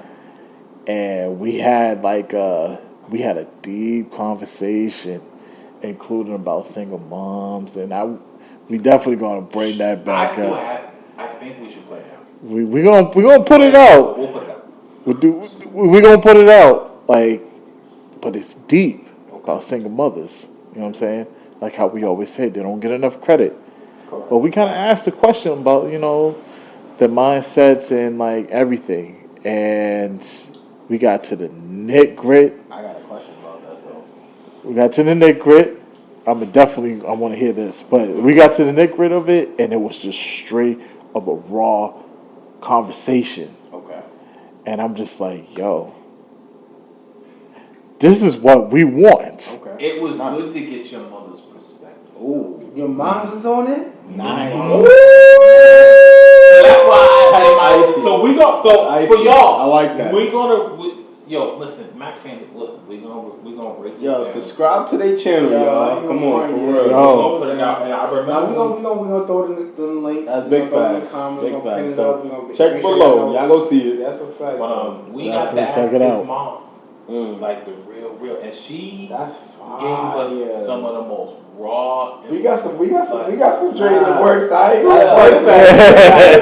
Big facts. But yeah. That's wavy though. Season 3 though. Shout out. But I got a question though, right? What's up? Pertaining to that, like, okay, single moms. Mm-hmm. Some of them want to be single moms.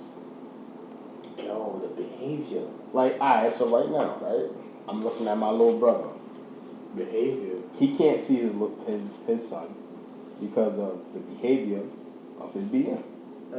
And because she kind of is forcing that, I want to be doing this on my own. Or I don't want you to be a part of this. I only want me in this child's life. You just triggered. Yo, it's a lot about it. You just triggered. Nah, because it's real. Like, and I listen to my little brother, and I listen to my little brother, and I'm just like, yo, bro, like that's fucked up. Like that's something that's out of this world. Like, man, I love big fact. That's little bro. Do whatever for that. Like, and I get some guys, are completely out of the picture. But then the ones that are trying to fight to be in the picture and still being pushed out,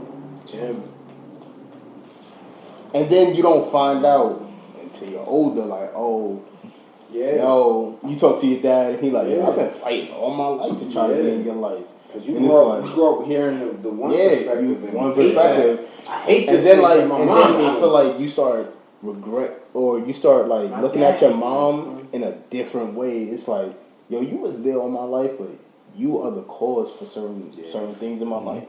Because listen, ladies, and listen. We know you love kids. That's right. Your daughters look. I feel like dads don't get enough respect. Right. I swear. So I think there's a narrative. I feel like dads don't get enough respect. Right? Because women are straight. They quick to go to the courts. Oh. But as a man, you also have the right to go to the court.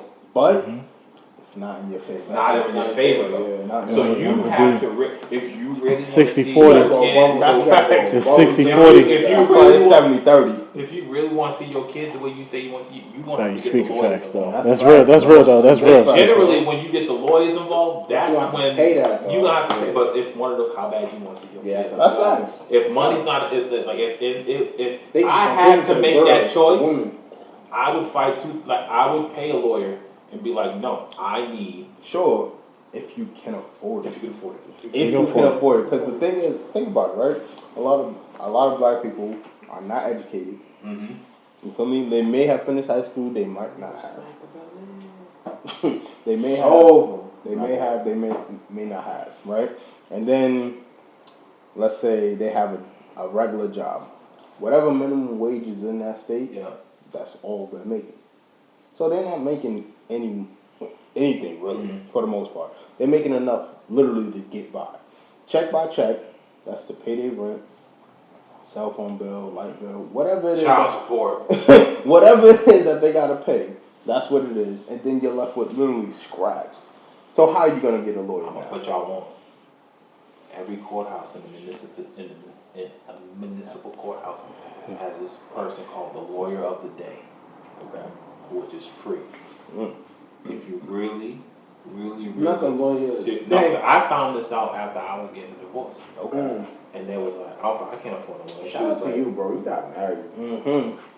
They say this is dude over there that's called the lawyer of the day. It's a different lawyer, but they give you free advice on what to do, how to do it, what to fill out. If you're a man and you really want to see your kid and your sons or your daughters want to give you a hard time, if you go to municipal court and you say, can I see your lawyer of the day? They will help you and tell you what you need to figure out, what you need to fill out. My question. 30 game. Hold on. My question is this in every state? That's the only thing. Okay. I don't know if it's in every state. That's Okay. why you gotta ask. So that's an interesting thing. Nah, you gotta make sure, because like the thing is, in every state, It's different. there's different things. Like, so you gotta make sure. He Like, giving y'all game notes, so you can ask. So if you a mask, just know. But who do you ask though? You ask like the secretary? Do you ask the So judge? you just go in and you say, hey, you guys have the lawyer today? They're like, yeah, he's over there. If he's there and he's, you know what, you can go up there and you can ask family, him any question. But that's the thing, as dads, like, you really gotta narrow, like, yo, look, I need to figure out what I gotta do, when I gotta do it, how I gotta do it. And if this is something that's available to you, abuse it. It's the lawyer of the day. You might not see the same lawyer, but you get to see a lawyer and it's free and they will help you. And that's just, I know how it is. That's free consultation. That's free consultation. But that's a free fact. You ain't gotta go on Google for that. That's one. a big you know what I'm saying? But the lawyer of the day helped me fill out my divorce paperwork. So it's But you know, as a person that doesn't even have a child, but just like, you know, you know what I'm saying? But just being on the sidelines, just witnessing all my black folks and black fathers go through like a bunch of bullshit, you know what I'm saying, through the court system. The ones that's really trying though. Yeah, exactly. You know what I'm saying? But it's like, you really got to educate these women about the absence of not having a father into the picture. You are chatting! You know what I'm saying? But that's the thing though. We grew, but it's not even just like it. We grew up like that. You know what I'm saying? We grew up. We spitting. I'm spitting facts right now. But like, you know, growing up without an actual man. But like, not even like having a real male figure into the picture as you growing up to be a man. Women don't understand that. That's true. Of course, like, and the sad part, and you know, the sad part is, and I don't blame these women, but you know, the sad part is, as we grow up as men, but they the women have a father. But that's exactly. But you know, at the same time, those same women, your mother maybe will be tarnishing your father. Definitely. But like, yo, your father ain't shit. Your father ain't shit. He's not. He didn't even take care of you. He's not the reason why. So as you grow up, now you're just looking at it, and I don't know how women think, but it seems as though like you're looking at a man as just a host. Yo, we gotta get some women on this. You know what I'm saying? To have the bait, to give me the seed to make the baby. Now it's like, I'm done with you. Yeah. Which is so weird. For all that, just go to a clinic. No, you could. I'm being for real. But I ain't gonna front though. A lot of the women that I've dealt with, I can't say all women, but a lot of women I've dealt with, they're afraid of the unknown. So you're talking about going to a clinic? A clinic is, I don't know what my baby gonna come out look like, but I know what you look like. I know your mannerisms. I know your background. That's facts. But think about it, right? So you can literally, just like how women want us to be straightforward, right? Like, yo, shorty, I don't really want a relationship with you, but I just want to bust. Right? They want us to be that straightforward with them. Why can't they be like, yo, I just want a baby by you? But it's the idea of it. No, it's not the idea of. But the difference is, but think about it, right? If a guy, they want to be in the know so they can still do the same shit. It's not that they want to be in the know to make the right decision. But think about it, right? If a girl walk up to you and be like, yo, I just want a baby by you, nothing else. I'm gonna tell you, you're done.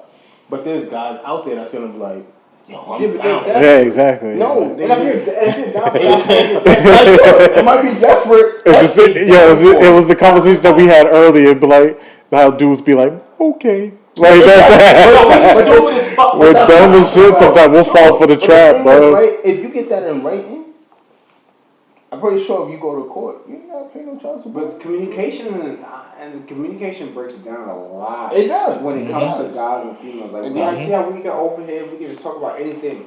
But when you with your shorty, or when you with, and if you're not with somebody that is like on that level, or they're not open to having conversation, then it makes it that much harder. It does. I agree. Yeah, it makes it that much harder. I will say it changes as you get older, because I'm 35 now. I don't give a fuck no more. Like, start to speak your mind. I heard some shit that said, "Don't ask no questions, don't get no lies." And I'm like, I need to do that, because I'll beat around the bush a bunch of motherfucking times. I'll take you around the block. Yeah. Take you around the block. You know what? I try to be like some shit on my Instagram the other day, and I said, if I don't like the way you move, I don't want to dance with you. That's facts. That's fine, yo. You know, real quick, before you spit that, that's facts. Because I ain't gonna hold you. See that shit? Nah, because I dance with a bunch of girls and they like the way I move, so.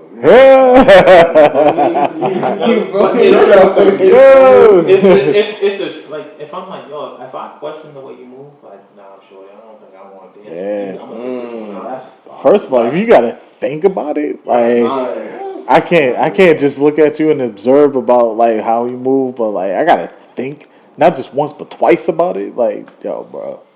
There's something wrong with that picture. This is a lot. This is a rabbit hole we could go down for. It's just like there's a lot of people that just ignore red flags. You just ignore them. Like you see them, and it's like if somebody asks you. That's funny. Me and my mother was talking about this earlier. It's like somebody asks you, "Did you see X, Y, and Z?"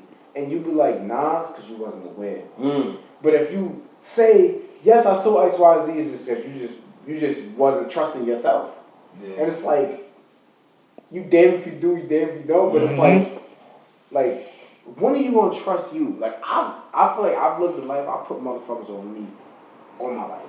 You gotta get to a certain point in life where you don't give a fuck about what people do. When I became 30, I said it ain't happening. I don't give a fuck who, what, where we met, who you are, when we was kicking it, nigga. If I'm not rocking with it, I'm not rocking with it. I've learned to follow my gut. Yeah. Same here. You know what I'm saying? All life. But I didn't get because I used to be the type of person that be scared of what people think. Like, oh, if I do this, we are like that 30. Right. If you 18 30, watching this, you might. If you. First of all, we ain't relating. We ain't relating. No, hold on. If you 18, 19, 21. Whatever, if you watching this and you under 30, don't think that you're exempt, because at the end of the day, there's more than just 5 senses. You got 6, 7, 8, 9, 20 senses. Like, intuition, that's a fucking sense. Like, if you trust yourself, if you feel like, if I go down that block, it's the wrong thing to do, don't go down that block. Don't go. I don't care who, what.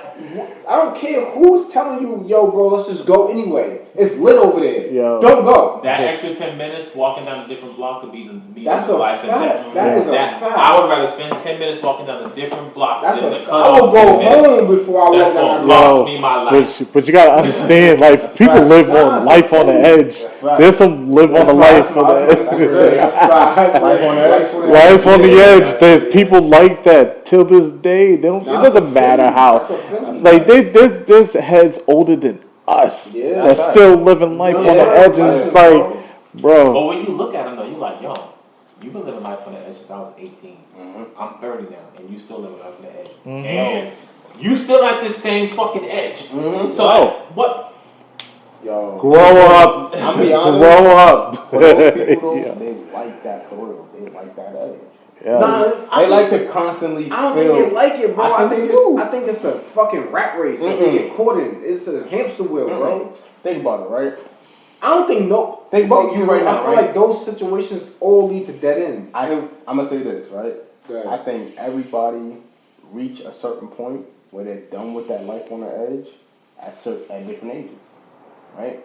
So it might take you to 30 to realize, you know what?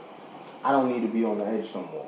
It might take somebody else 60, 70 years old. But see, you talking about realization, bro. But that's the thing. If you know if you're. But that's the thing. Everybody is living in different. If you're coherent, bro. Everybody's living in different things, bro. No. Yes, you're right. That is very true. That's facts. That's very true. But I feel as though this is just me. I feel as though that if you are in a place where you constantly. There's no way you can't fucking see the same pattern. If I do 1, 2, 3, I'm end up at 4, and 4 is not where I want to be. But sometimes I want to live 2. I want to live 3, 6, 9.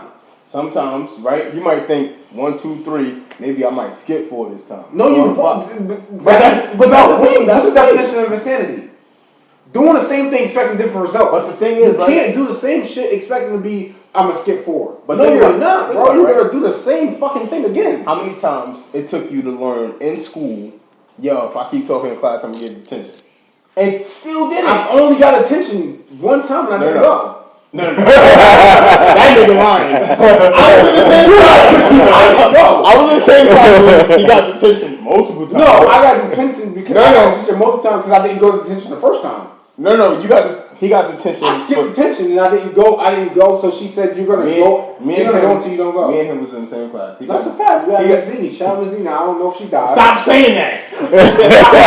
He got detention for talking in class multiple times. They were talking to me. That's worse than me. That's what everybody. They were talking to me. All the excuses, right? Talking in class, being part of the Illuminati. Niggas. Oh shit, bro. Damn, this shit got deep. Wait.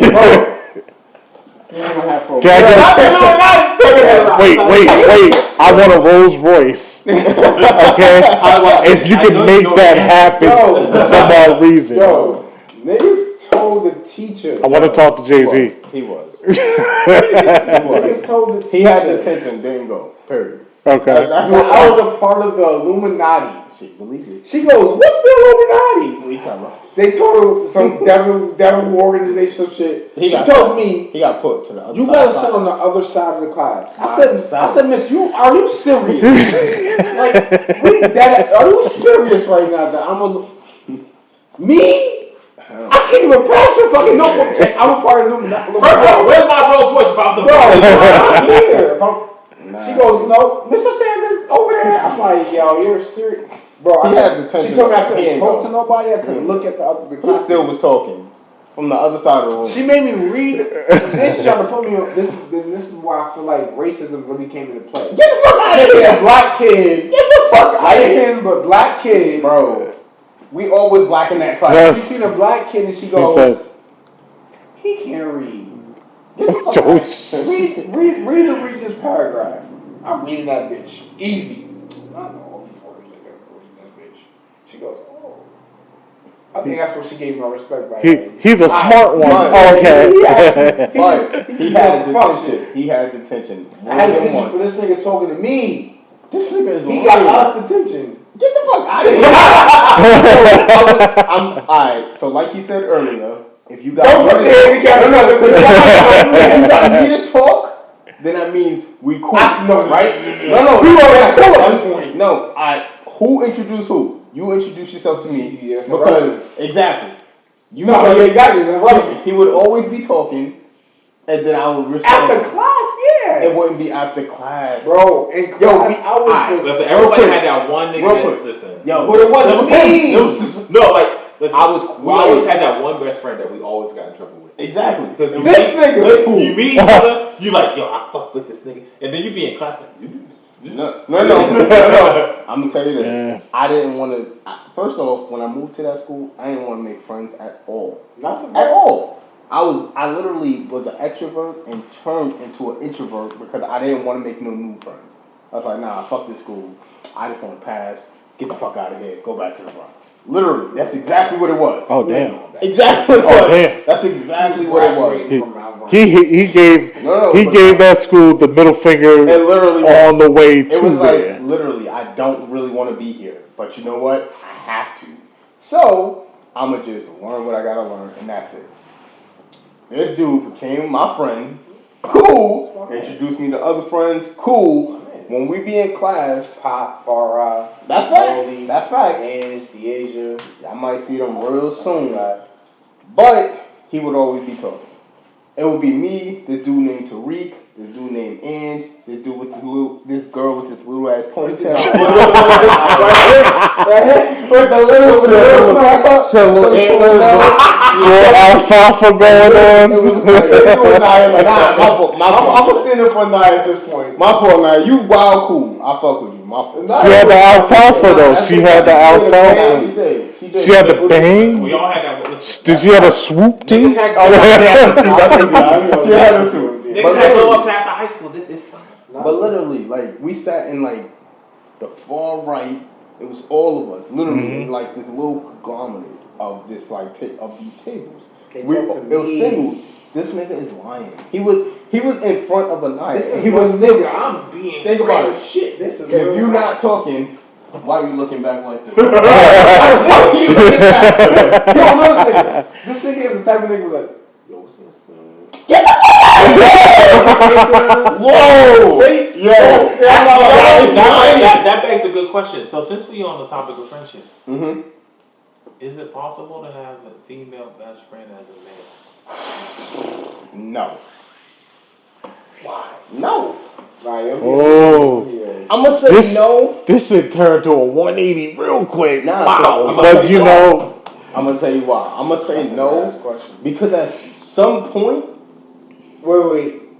Can you have a opposite sex best friend? Yes. I want me in a relationship. I want to say yes.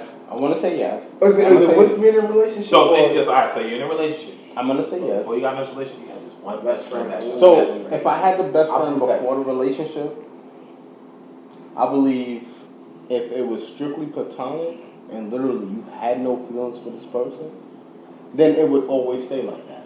Alright, think about your nature. Fuck no. We're not doing politically. I'm about to hit y'all with a curveball real quick. Think about your nature. Okay, my nature. Yeah, think about your nature.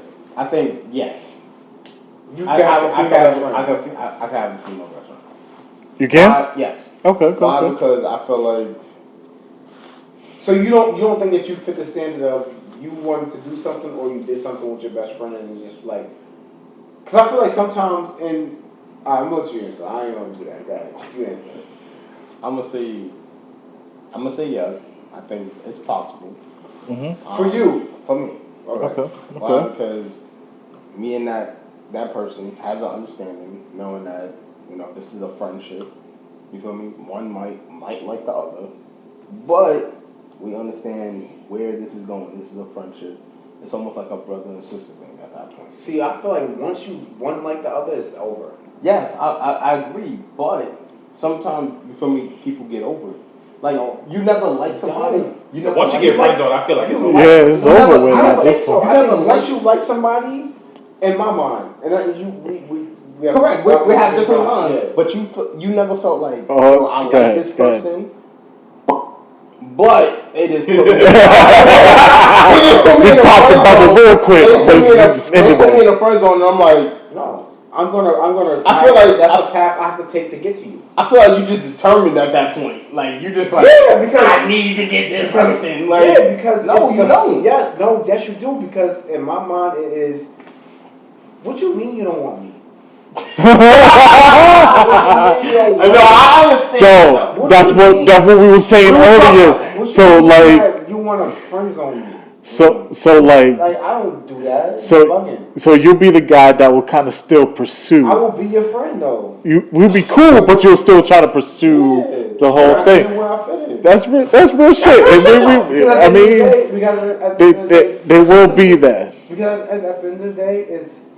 But persistence. Actually, look, it depends on how we started. Okay. If I wanted you from the beginning, but somewhere down along the line we became friends, me wanting you don't fucking go away. Okay. Yeah. It's just that we are in a different journey now. We took a different path, and now I am your friend, and all these niggas keep fucking up. That is my entry. I ain't been the most consistent nigga you've been with. Been around. I've been truthful to you. I ain't never did you wrong. You had 2 relationships. You had 5-month relationships. But we've been here for years. But I feel like this is a biased thing because you did this. No, no, biased because this is your life. This is biased because I would do it again if I had. I would do it until then. Everybody's been through it though. Okay. I would always do it. Okay. Because that's how I am with females. You're not my friend. You're not my friend. If you're a girl, hold on. We could be cool, yeah, but I want something from you. Hold on. Don't be this nigga for I'm about to curve. He waiting for that. Don't be his friend. Don't be his friend. People, I'm about to curveball him. After the fact. I'm about to curveball him real quick. What if she is not as attractive for you? That happened to me also. That's right. And I was my friend. Wait, so you was still but I did it though. I gotta walk away. I mean, because I say this because you're right now chicken. Because I say this because we was talking about this earlier, and I was like, yo, when a person's less attractive, you kind of just be more. That'll be your friend. But if she is like highly attractive, but listen, and to go back to the original statement is, if one person likes the other, then it's not gonna happen. Yeah. If we came out on friends, and I'm not saying this. I'm not saying that I can't have a female best friend. Okay. It's that we have to be on friendship terms. Mm-hmm. If I'm attracted to you, it's over. I'm not gonna want to be your friend. If you're attracted to me, in my experience, it's over. You're not gonna want to be my friend. No matter how much I try to friend zone you, you try to friend zone me. It's not gonna happen. But if we just came out like, yo, you're cool. I have female best friend. I have a female best friend, Deasia. That's my. I've never done nothing with this girl. Mm-hmm. That is my nigga. Like, you feel me? Like, that's my sis. That's my bro. That's my nigga. You feel me? Like, that's family. Right. It's over. Like, I'm not doing nothing with you. But there are other. So yes, I feel like that she's a 50-50, right? It's a selective I feel like it's a 99.9, and then I put. Actually, no, that 10%. That 90% is like. But that 10% is that because there is always gonna be that one person. Yeah, like who's like stupid cool. Look how many females is in the world versus one guy. There's like 3 or 4 females to one nigga. Mm-hmm. How the fuck am I gonna have one? It's hard to choose one best friend. You might get it, but it's hard. I ain't gonna find it's hard. Yeah, I mean, I only say this because even though like a female can really be attractive, like. Some people really do get friend zoned. You know what I'm saying? Like you get friend zoned immediately. They be like, "Listen, yo, I only see you as a brother figure, blah blah blah," and that's the only thing. But how many of those females give in because they're like, "Yo, you know what? Once this nigga starts spitting that real shit to her, yo, I've been down with you. I've been here for you. I've done da da da da. I've lived through the storms. I've trauma, all this other shit." And it's like, yo, you know what? This nigga really has been here consistently. And when every niggas came and went. I feel like it's possible, but I feel like it has to come from a genuine It's got to be mutual. Yeah, exactly. You have it's got to be one of them, like, listen, you can only be my friend, I can only be your friend. Yeah. If y'all both like, you know what, yeah, you're right, it's not going to work out that way. Yeah. It's fine. But if one of them's like, listen, I've been wanting to beat your walls out for decades. Yo. The other one's like, no, get away from me. It's never gonna work out. Cause you know how life is. Life is a crazy thing that we all encounter through many different aspects. Like, you know what I'm saying. For instance, let's stay on this one. As female best friends, the chick that you are definitely cool with be the baddest shorty that you encountered with, and she can spit real game to you, bro. She's spitting the realest shit to you. And then, like, you really got to come to the point where it's just like, damn, do I mess this relationship up? Saying, like, yo, I'm feeling you more than a friend. Like, do you mess that up, or you just kind of just keep it like, yo, let me kind of just hold my feelings back and actually just. I'm going to keep it a band. The reason why I put Deasia in such a high regard, and I would say is my friend, is because she likes girls. Mm-hmm. Oh, I'm gonna keep it a band. Like, she dressed like a nigga and she like girls. Oh damn. If she was female, feminine, all that extra shit, I probably would. Damn. I probably would fuck with her. I'll test the water because of my curiosity. Like, you know what? I cracked your head one time. One time. From you, I can't think of her like that because like that's the broad dap you. I'll hug you. You feel me? Like, my nigga. Yeah, like, I done been through like this nigga. I done been through ups and downs with shorty. Like that's family. So it's like if she start dressing in dresses now, I would never look at her like that. Because I just, like, it's already embedded in my mind. That you already got. You feel me? You probably make fun of her before you even compliment her. Take the fucking dress off. Man, you don't take them goddamn dresses off. You wearing leggings? School one day, said, yo, I ain't feeling good. I said, what the fuck you mean you ain't feeling good? My stomach hurt. Fuck you mean your stomach hurt, nigga? You. And she played ball. She's like, I got my period. What you mean you get period? You get that? Oh shit, yeah, you are. Oh shit, yeah, I forgot. Like, you gotta go through a whole questionnaire and everything. I choose a female. Yo. I forgot you got a, thing out my fault. Like, yo, we was busting bitches down the other day, you know what I'm saying? Oh, damn, I forgot you was female. I feel like either secretly your best friend, male or female, secretly your best friend want to be with you. And they just kind of just going with the vibe. They just like your vibe. Like, they like your vibe. They don't want to lose you as a person. Yeah. So, and that's what I was about to say. Sometimes a person comes to a realization that like, damn, the way I want to be in this person's life is never going to be it. But I want to be in this person's life in some way, form, or fashion. So they take see more. Like, see more than just like you. You take the front row, man. Yeah, I take that. So this is perfect. I actually had somebody reach out to me about something similar to this. Let's hear it. Right? Don't forget likes, comments, subscribe. So I'm not gonna say the person's name. I'm gonna keep you anonymous because I fuck with you heavy. You already know. My boy came with the wings and said, I'm just gonna do the wings myself. Oh no, it was open. Come on. I mean, it was definitely open. I brought it. He was munching. He was munching. He had it on his lap. Nigga brought napkins for him. Hold on. 1, 2. There was 3. I took one though. But get better. So these are the trial ones right here. The trial and error. Appreciate it. But yeah, so basically she was asking.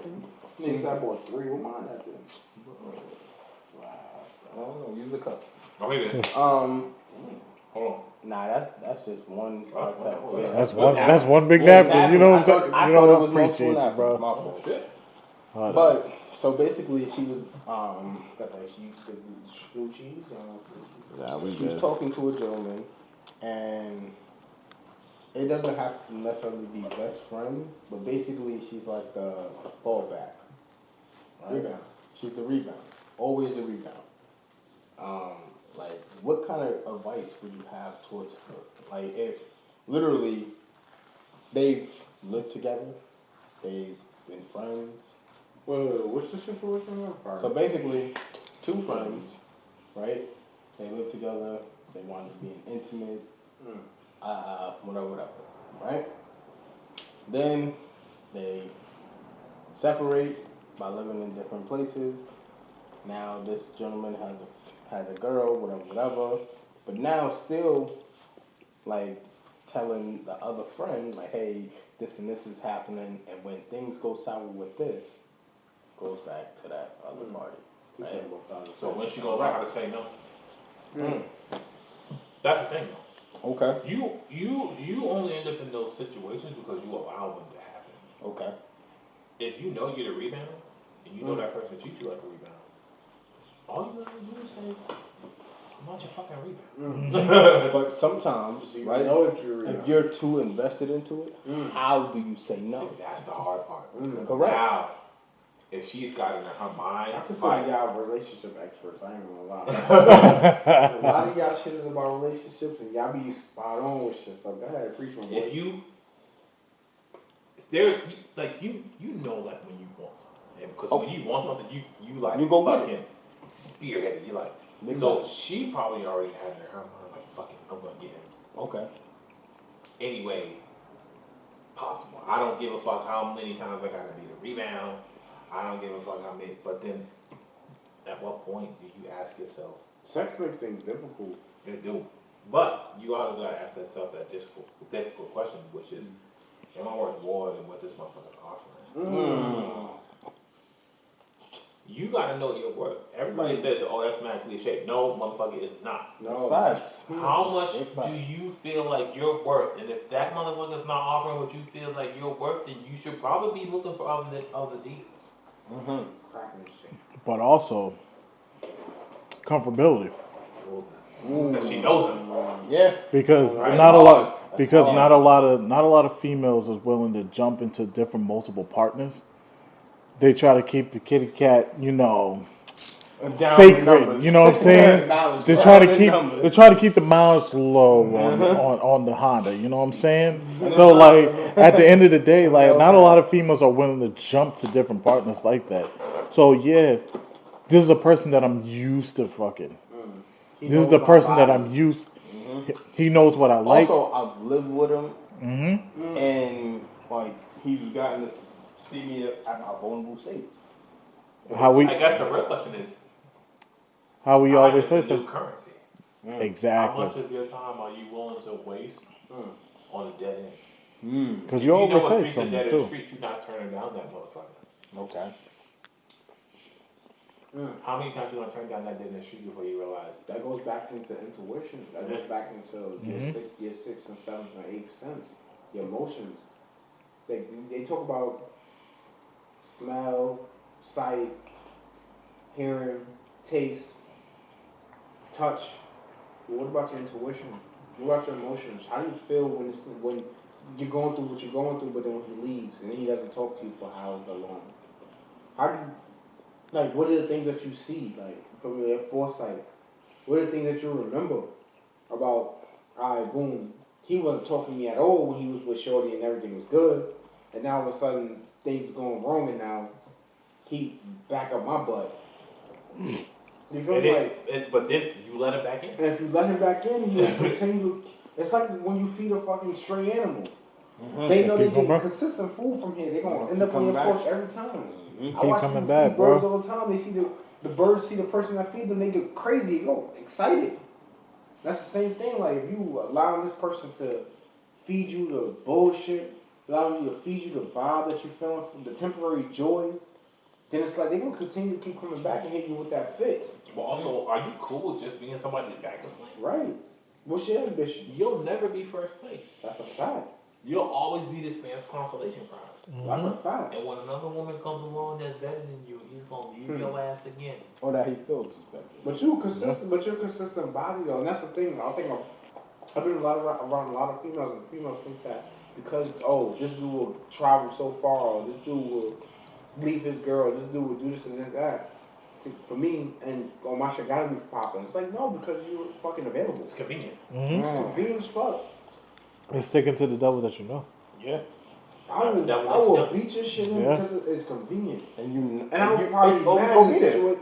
I would be tight in the situation. Because a lot of the time, yeah, you ever, and then a lot of, we taking this further, but it's like, you ever, like masturbated and be like, damn, that shit was whack. Like, I shouldn't have, damn. I almost spit out my damn chicken, goddamn. Right, I could have did push-ups. I could have fucking read a book. A chapter or something like never be my shit. I should have read the fucking book. You could be that. You could really be that. Nigga said I should have read the dictionary or something. Learned a new word. I could have jogged. I could have ran a mile. But I decided to use my time to do this. And you could very well do that. Yeah. Like, you could very well be just the person that he's just like, It all boils down to like, one, you get older. I ain't waiting for you. Nah, that's facts. And as you get older, time becomes more expensive. It does. Currency. It's the new currency now. Yeah, it's the new currency, man. Time is the new currency, bro. If you allow a person to just be like, alright, well look, you was cool for the moment. Old girl over here is offering me some shit, but listen, but if it don't work out, yeah, I'll be back. That option open. And then you allow him to be like, Alright, so what are you gonna do if that person goes off and gets married, has kids, builds a personal life? What you gonna wait for them to get divorced? And be like, I knew you'd be back. When you 48 and washed up and don't nobody want you no more. It's the clear communication that has to be set. The standards. Standards have to be set at this point. You gotta listen. You gotta know your worth. Ladies, y'all gotta know your worth. Y'all gotta know that you are worth more than what these motherfuckers keep offering. This is free game. Look, if it ain't work out in the cereal aisle when you went down to the first 10 times, it's not going down the fucking cereal aisle. Maybe you should probably go into the deli section. Look some other ways. I mean, look in other places in the market before you keep going down that same. If you know you don't like spicy chips, stop buying spicy chips, bro. This shit ain't for you. I know mad people that can't eat dairy. Still buy dairy. Still eat extra cheese. Mad milk. That'd be me. But then complain. That'd be me. I'd be the guilty They one. stomach hurt. Stop talking about me, bro. Stop talking about me, all right? I know I need to get my life together, but damn. Stay away from the sour cream, the yogurt. Everybody getting milk for extra cheese. Yeah, exactly. You know what I'm saying? Like, but it's like, you know, switch it up sometimes. You know what I'm saying? Like, switch it up. Get that oat milk. I think, and I always say this too, because like I have a conversation with like a lot of females on this. Women have types. You know what I'm saying? Of course. Women have types of certain dudes that they want to have in their life. So for your homegirl, she's attracted to that particular type of man. But if she switch it up, like you never know what she gonna get. You know what I'm saying? She be like, she'll probably be like the kid with the Cracker Jack box.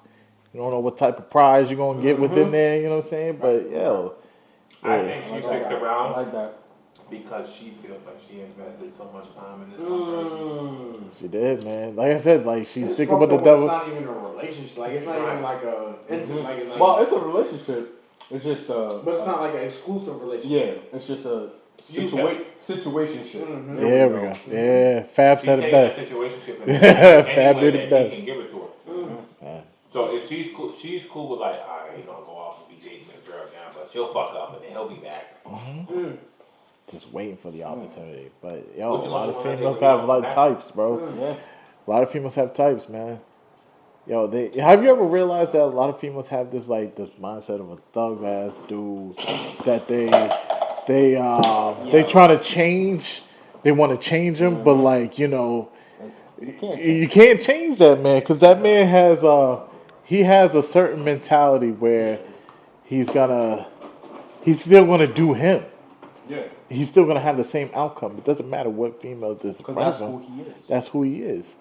But in their mindset, they feel like, you know, I just want this thug ass nigga that has this crazy ass backstory. But you know, it's they weird switch it up. Because females want a lot of different things inside of one dude. They want you to be a thug but sensitive.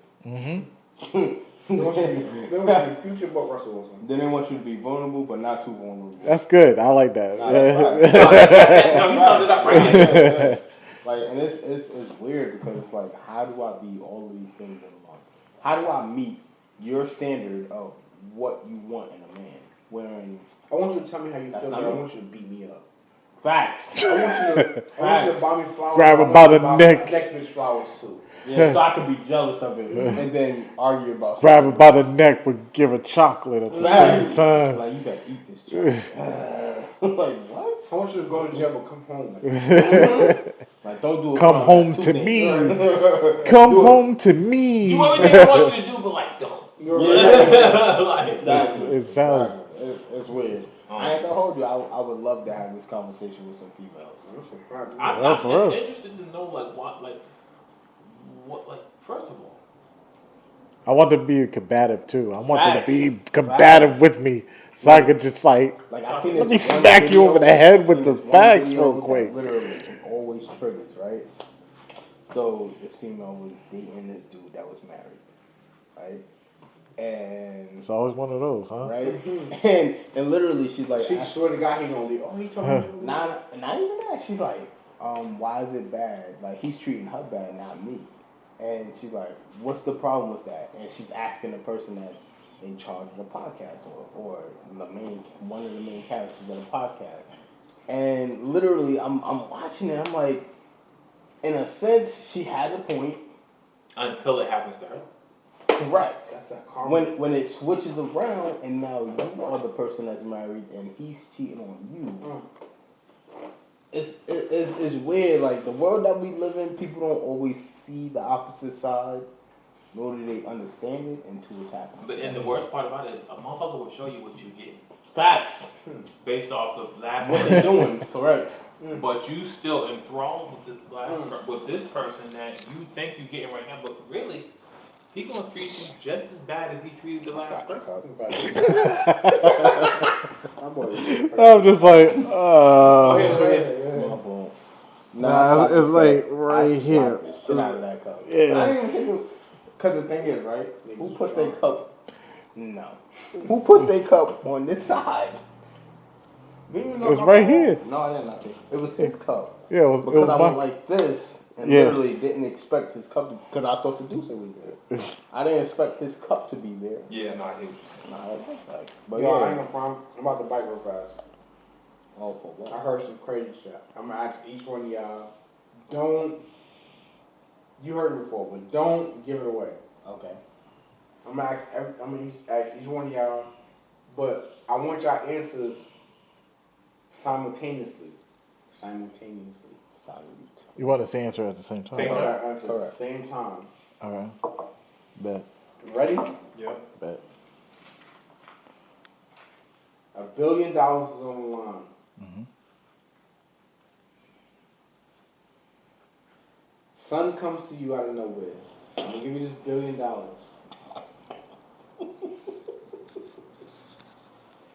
billion on the line. It's yours. You see the cash. Whatever $1 billion look like.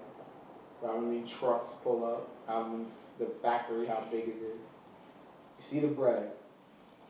So you get to smash anybody. You gotta smash the shorty. I'm not gonna tell you who the shorty is, though. But you gotta smash her. 5 pumps. Is you smashing her. 5 pumps. For the belly. For the belly. For the belly? For the belly. There's a lot of. She ain't got nothing. She don't got no diseases. She no sexual. Nothing gonna be transmitted to you. Is she actually a woman? She's a woman. She's a woman. All women. Would you take that bill? Is you smashing 5 pumps for the belly? There's a lot of stipulations. See, I see where this is gonna kind of go to. All right. But I don't want you to think about all that. So in 5 seconds, you gotta answer. 5 pumps. 5 pumps. You put the shot clock on. 5 pumps. You got a Billy. All right. So I'm gonna count down. Y'all ready? So if y'all look wait, up. Wait, what the If y'all look up, I got 5 pairs. Oh wow. Y'all ready? Wait. Wow. Because I feel like 4, I'm gonna get judged on 3, this answer, but all right. 2, 1. $1 billion. Yeah. Nigga, 5 pumps and Yeah. fuck it, I'm doing it. Yeah. But I feel like before you know, I already said yes. I already said yes. But I know where this is going. But I feel like the direction that it's gonna go is like, oh, you had to fuck your sister or some shit like that, like on some craziness. 3 pumps in, they turn the lights on. It's your mom. You finished? See, that's why Are you I finished? was I like, can't finish. My mom is not here no more. But if she was, It's just this.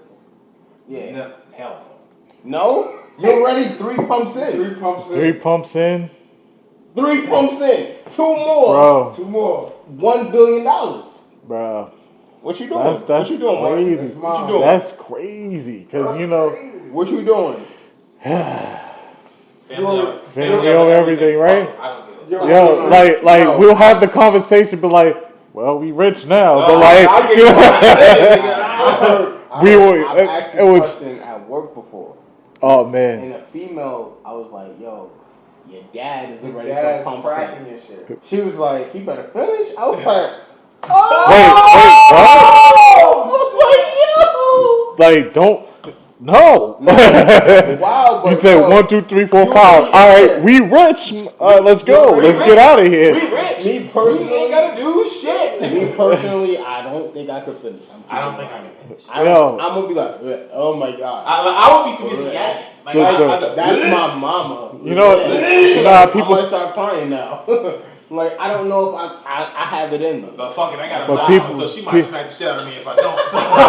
But people say like with the pullout game be quick, bro. That's instant. You just look at your people. Yo, what the fuck, yo? Flaccid and everything. You know what I'm saying? 5 miles, not even knowing. That nigga's nasty. What? I'm gonna know it's my mom as soon as I walk up. Get the fuck out of here. He is lying. I feel the energy. You got that bomb. I'm gonna say, that's mama, that's you. You nasty in the motherfucker. He's like, yeah, you better finish them other 2 pumps, nigga. you wanted that Billy too, huh? Just having mid conversation. I can't believe you in this room with me. I got the 6 pumps though. Listen to me. You in this room with me? You went an extra pump. Yo, I can't. It's some niggas that be just like that. Like, fuck it, I got the 6 just in case. Yo, I gotta secure it. I need that. I need that. He said, I gotta secure the bag real quick. I'm going 6 pumps. Just in case. Alright, just in case. Yo, just in case. Conversation with your peoples. Why are you in this room? Huh? Why are you in here? 5. Alright. I can't believe you did this shit. Anyway, I'm finished. He's still going. Yo. They say, Mom, That is crazy. Because I'm waking up right after that. Yo, you said this is mine, right? I'm about to go buy me a Bentley. Fuck this. Yo, this is like that 30. That's big facts. Yo, I wanna thank y'all for coming out. Oh yeah. Sharing y'all opinions, talking with us, like really like showing the people who y'all are. Also, tell the people where they can find y'all. Man. Yo, come on, you listen, man. First of all, shout out to y'all. Appreciate it. For real. You know what I'm saying? Life at 30. You know what's funny? When we turn 30, we don't know what life is gonna be like. Facts. We spend so much time being like, oh, I can't believe I'm gonna be 30. Instead of being like, oh shit, I wonder what life's gonna be like at 30. But y'all living truths, man. Y'all telling people what life is like at 30, man. So listen, I appreciate being here, man. I appreciate y'all having us on here, man. Y'all can find me and my boy Mars, man, on YouTube. We try to post as much as possible and make comments. Y'all know what it is, man. Confidential. We can't wait to have these 2 on. Hell yeah, cause we got some shit for y'all. Okay. We gonna have some shit for y'all. Looking forward to it. But honestly, I am definitely proud of like being here, just to see this from the jump. Okay. I got to see y'all from the jump, from the talks of it to the actual like watching the recordings from season 1 to now. Like it is dope to see that and to be a part of the whole show. For real, man. Like, I appreciate that, bro. Like to be on the show is like lit right now because we've always wanted to be like a part of somebody else's podcast as well. So this is definitely real. So yo, shout out. Give these men these flowers, you know what I'm saying? Give them their flowers, man. Hit they bell, man. Exactly, you know what I'm saying? They started off this season. I drove by with the fucking yacht. Come by the crib, you know what I'm saying? Make sure you get a cup. But don't break their windows for real, you psychos. Exactly, you know what I'm saying? But I'm just glad to actually be here, man. So I'm glad y'all invited us, man. For real. Listen, like we say in all the other videos, love is free. It's fucking free. Don't be stingy with it. Feel me? We show love to everybody, including our fellow podcasters. Let me be the savior. Oh, big facts. Phone in crack. But yeah, like we show love to everybody. Hopefully y'all show love to us as well. Like, share, comment, subscribe. Remember, just because oxygen is free don't mean you should waste it. We don't waste oxygen here, JV. No. So don't waste the love. Share it to everybody. Yo, final words though, for real. I appreciate y'all coming out. Yo, no funny shit. Y'all family. We MA family. We Mac family. Mac family for real. They're part of the Mac. Life at 30.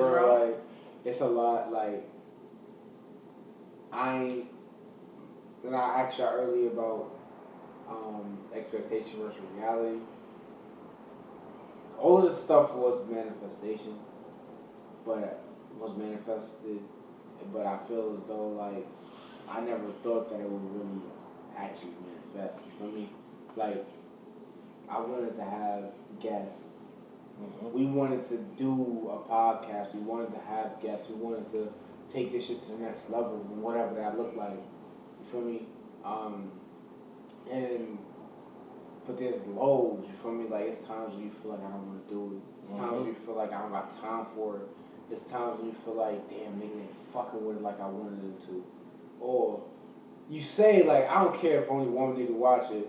If it's just me, but you care at the end of the day. It's hard work. And I feel like our fan base, because I can't speak from y'all's, but our fan base, they let us know, like, you feel me? There's niggas that got my number personally to hit me up and remind me, like, yo, you ain't dropped that. You feel me? Yeah, it's Monday. We ain't see no I ain't see nothing. You feel me? Like, what's up? But I want to, definitely. Part of our mission statement is that everybody's life is interesting. You know, like we never know what you're going to get from somebody, like because we spend so much time on our life and our ups, our downs, our truths that we want other people to tell their story. You feel me? We want other people's opinion of our story, but their facts of their story, because each one teach one.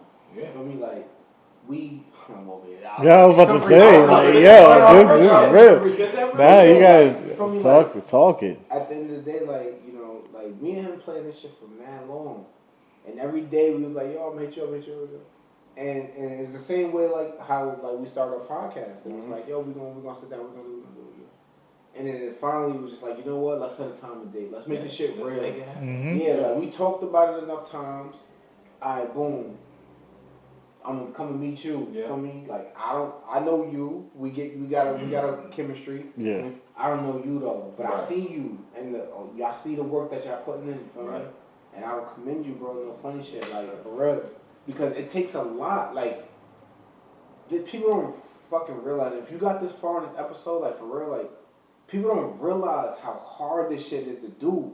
Yeah. To constantly come up with things to talk about. Constantly fucking making sure that everything is right because you want more people to tune in. Yeah. How creative you gotta get. Yeah, like you don't know the time, the hours, the ideas. I forget more shit than we actually put out. Right. You feel me? Like, and to actually come up with some content, to come up with people that like I've asked, and y'all are a few of many people that I've asked. And everybody that I've asked to do this shit with us said yes. You feel me? Like, and that's a compliment. You feel me? Like, but y'all the first.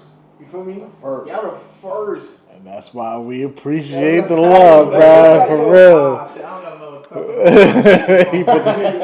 There's chicken wings, but it's alright. It's alright. We got you another cup. No funny shit. Yeah, I got you. We got to do another salute shot, and the reason why, and I want everybody to know this, and like especially y'all subscribers, listen, don't take what they do for granted, y'all. It's mad hard to work a full-time job, get off, set this shit up, come up with topics to talk about, and then get on here and try to talk this shit. Remember, we are putting ourselves out here to be judged every single time. You know what I'm saying? That's a fact. We don't every take what episode. y'all say for granted. Every time y'all make a comment on these men's posts, every time y'all subscribe to these men's channel, you ain't giving y'all the real, and they doing it because they really care about what y'all think. And so if people are coming out here and they putting themselves at risk for ridicule and all types of shit for y'all's entertainment, they just want y'all to be able to appreciate it just like, you know what I'm saying, they appreciate y'all. And you know what I'm saying, I appreciate these two gentlemen for even having us on. And you know what I'm saying, when Mars told me about it, it was like, yo, you know what I'm saying, they want to collab with us, what you think? And the first thing I said was yes. I looked at their channel, I saw what they did, I liked their energy, we met in person, I fucked with their energy some more, and now even just doing this with them today just made me even appreciate these gentlemen even more because they have the same appreciation for what they do just like we have the same appreciation for what we do. Real recognize real. Oh, my fault. It's a collab. It's a collab. Yeah, bro. Yeah, I just appreciate y'all having us on here, man. Listen, we're gonna set it up for y'all to come down, man. Y'all come across the bridge to the South Shore, man. Yeah, come to the South, bro. Come to the South Shore, man. We're very hospitable, you know what I'm saying? Life at 30, man. That's a fact. Mac family. Mm-hmm. I also say this, man, you know, editing ain't easy, man. Shit takes hours. You know what I'm saying? People, editing is not easy, bro. Bro. It's just not easy. I get a lot of shit. It's not easy. Jerson. Bro. I get a lot of shit. It is not easy. Listen. Yo. At first, go ahead. It's a lot of gradual shit. I don't want to cut you off. I'm so sorry. I'm with you on it. But go ahead. There's a lot of shit that happens and a lot of shit that goes into editing. They don't just finish product. They don't just record, finish product, put out. It is, alright, did this make sense? Can I hear you? Mm-hmm. Is the volume right? Is the lighting right? Is the fucking... Does this part right here make sense in this part? Mm-hmm. Can I cut this out and it still makes sense? Can I add something? Oh, I forgot to put the like, subscribe. Like, you feel me? It's just, this nigga took too long to answer something. Let me, do I edit something? Do I take it out? Like, it's so much. And then whatever engine that you're fucking editing on, will it save? That's a big thing. Yes. My hard drive gonna work today. Yo. Is my computer gonna die today? Ooh, yo. It's the Wi-Fi hitting right. It's the Wi-Fi. You cut it out like, Take the Wi-Fi off. Like, it's a lot of stuff. So it's like when you start hitting and talking about, yo, you put out, just take those things into consideration because it's not always gonna be perfect. Excuse me. It's not always gonna be perfect. It's not always the person's fault. Sometimes it's the shit that you edited on. Mm-hmm. Like I've had a couple videos that just didn't save, and it was 100%, but it didn't save. And whether it was YouTube get it right. Whether it was YouTube, get it right. Whether it was whatever I edited on, like for me, like sometimes it's just that it's just not working. You gotta wait a day or two or a couple hours or whatever the case is. It's a hard job, man. But it's fun at the same time. Yeah. I ain't gonna front. Editing is definitely fun. It's fun, bro. Yeah. It's fun, but it has its headaches. You know what I'm saying? So like that's why I always say like you know this here it takes time. You know what I'm saying? Time and patience. You know what I'm saying? To actually do putting it into your schedule, like you said. Full-time job and then making the time frame to actually do all of this to make sure that we put out the content for everybody else out there. The dad, listen, two of us is dads out here, man. So you got fathers, you got guys. You know what I'm saying? You have fathers here, and then you also have men that has jobs, inconsistent jobs that, but also inconsistent schedules. You know what I'm saying? Schedules. You know what I'm saying? Just life. Life is hard. But we make sure we deliver. Was a shameless plug, but it's true. Life at 30, that shit hit different, bro. When you wake up in the morning, you like, all right, I gotta go here. I gotta go to work. After work, I gotta do this, and then I gotta do that. Then I gotta go home. Sometimes when you get home at 9 o'clock and go to bed and gotta wake up and hit the rat race tomorrow morning, that is life at 30. Yeah. People don't understand. This is why I fucks with y'all too. Like, yo, you tell the stories of like the everyday man. You know what I'm saying? Like, yo, everyday man that goes out here that does the 9 to 5. They go and take care of their family, their bills. They try to make sure they keep a lifestyle for their boys. You know what I'm saying? Keep their sanity on at a regular level. You know what I'm saying? And this includes females too. This includes females too. You know what I'm saying? Keep your sanity as a regular level. You know what I'm saying? So you can still wake up the next day and still repeat the same shit. Well, can I give a shout out though? No, yeah, definitely. I want to. Matter of fact, you, but definitely you.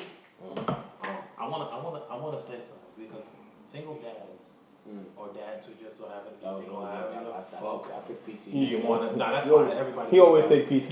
Hey, you know what I'm saying? I think dads who are really invested in being in their kids' life don't get enough credit because a lot of the dads who are not in their kids' life overshadow the good that we as dads who are single actually put in.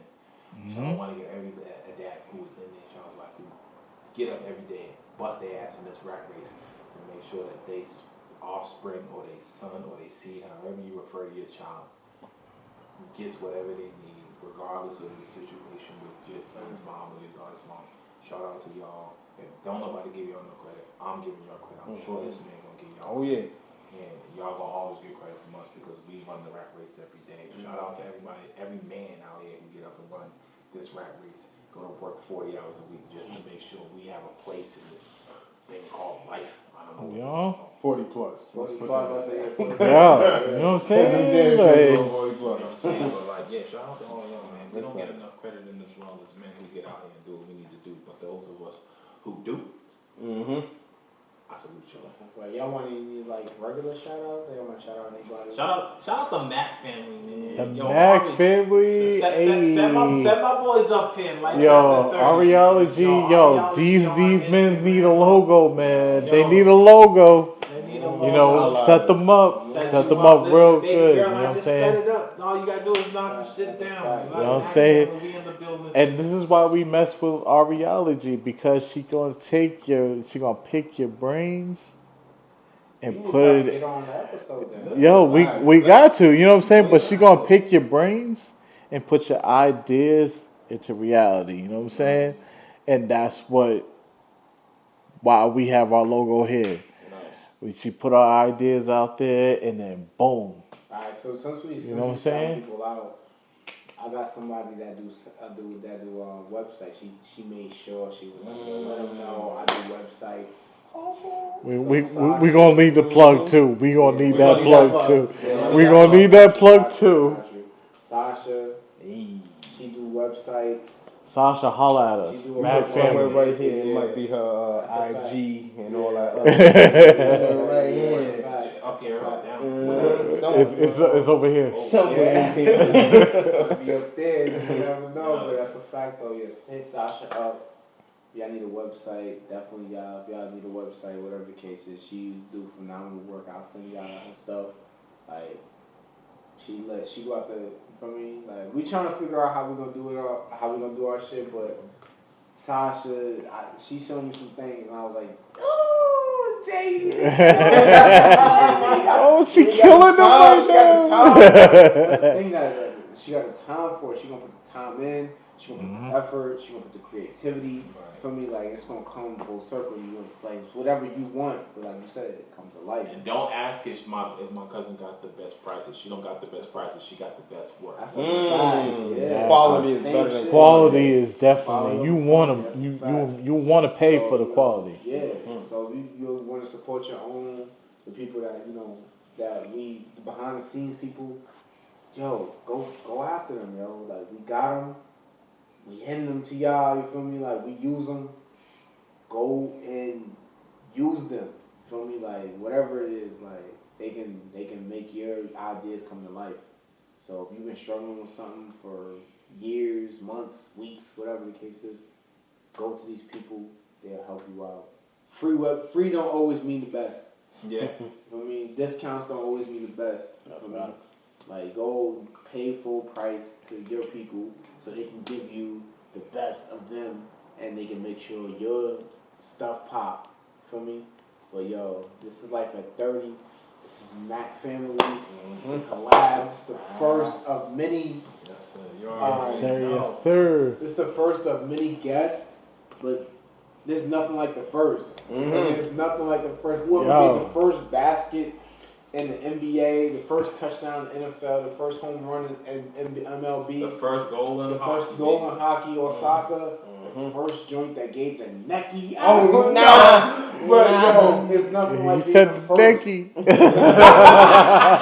I mean, it's nothing like being the first though. So I salute these brothers for real. Like these are brothers, these are family. Respect them. Whoever, go check them out, yo. Go check out, give them a chance. Go check out they channel, MA Confidential. Like these brothers is really like on a different wave. Like they talk about that's why we chose them to be our first guest, because it's similar. The chemistry is, you see it already. You feel me? Like it's similar, and every other guest that we've chosen is gonna be something like that. You feel me? It's gonna give a different vibe, and yeah, bro, check them out. Like they relationship experts for real. Like I call them experts. We all experts, but they talk that talk. You feel me? They chat that chat, and you feel me? Like you already know what it is. Markie D, your boy JV. Come on, man. Like JV, stop playing with him, man. Shout out to everybody for real. If you like, comment, subscribe. If you hit us on the phone, you see us in person, whatever the case is, like, yo, that's a fact, yo. Say what's up. Yeah, it's lit. It's season 2. It's gonna be a lot of fastballs, curveballs, sliders coming crazy at y'all way. But yeah, like we here, man. I'm gonna put the hat forward, but I'm serious. Yeah, I'm playing with y'all. It's lit. You hear me? Word though. Get us next episode, man. Season 1. This is season 2, episode 1. It's lit, man.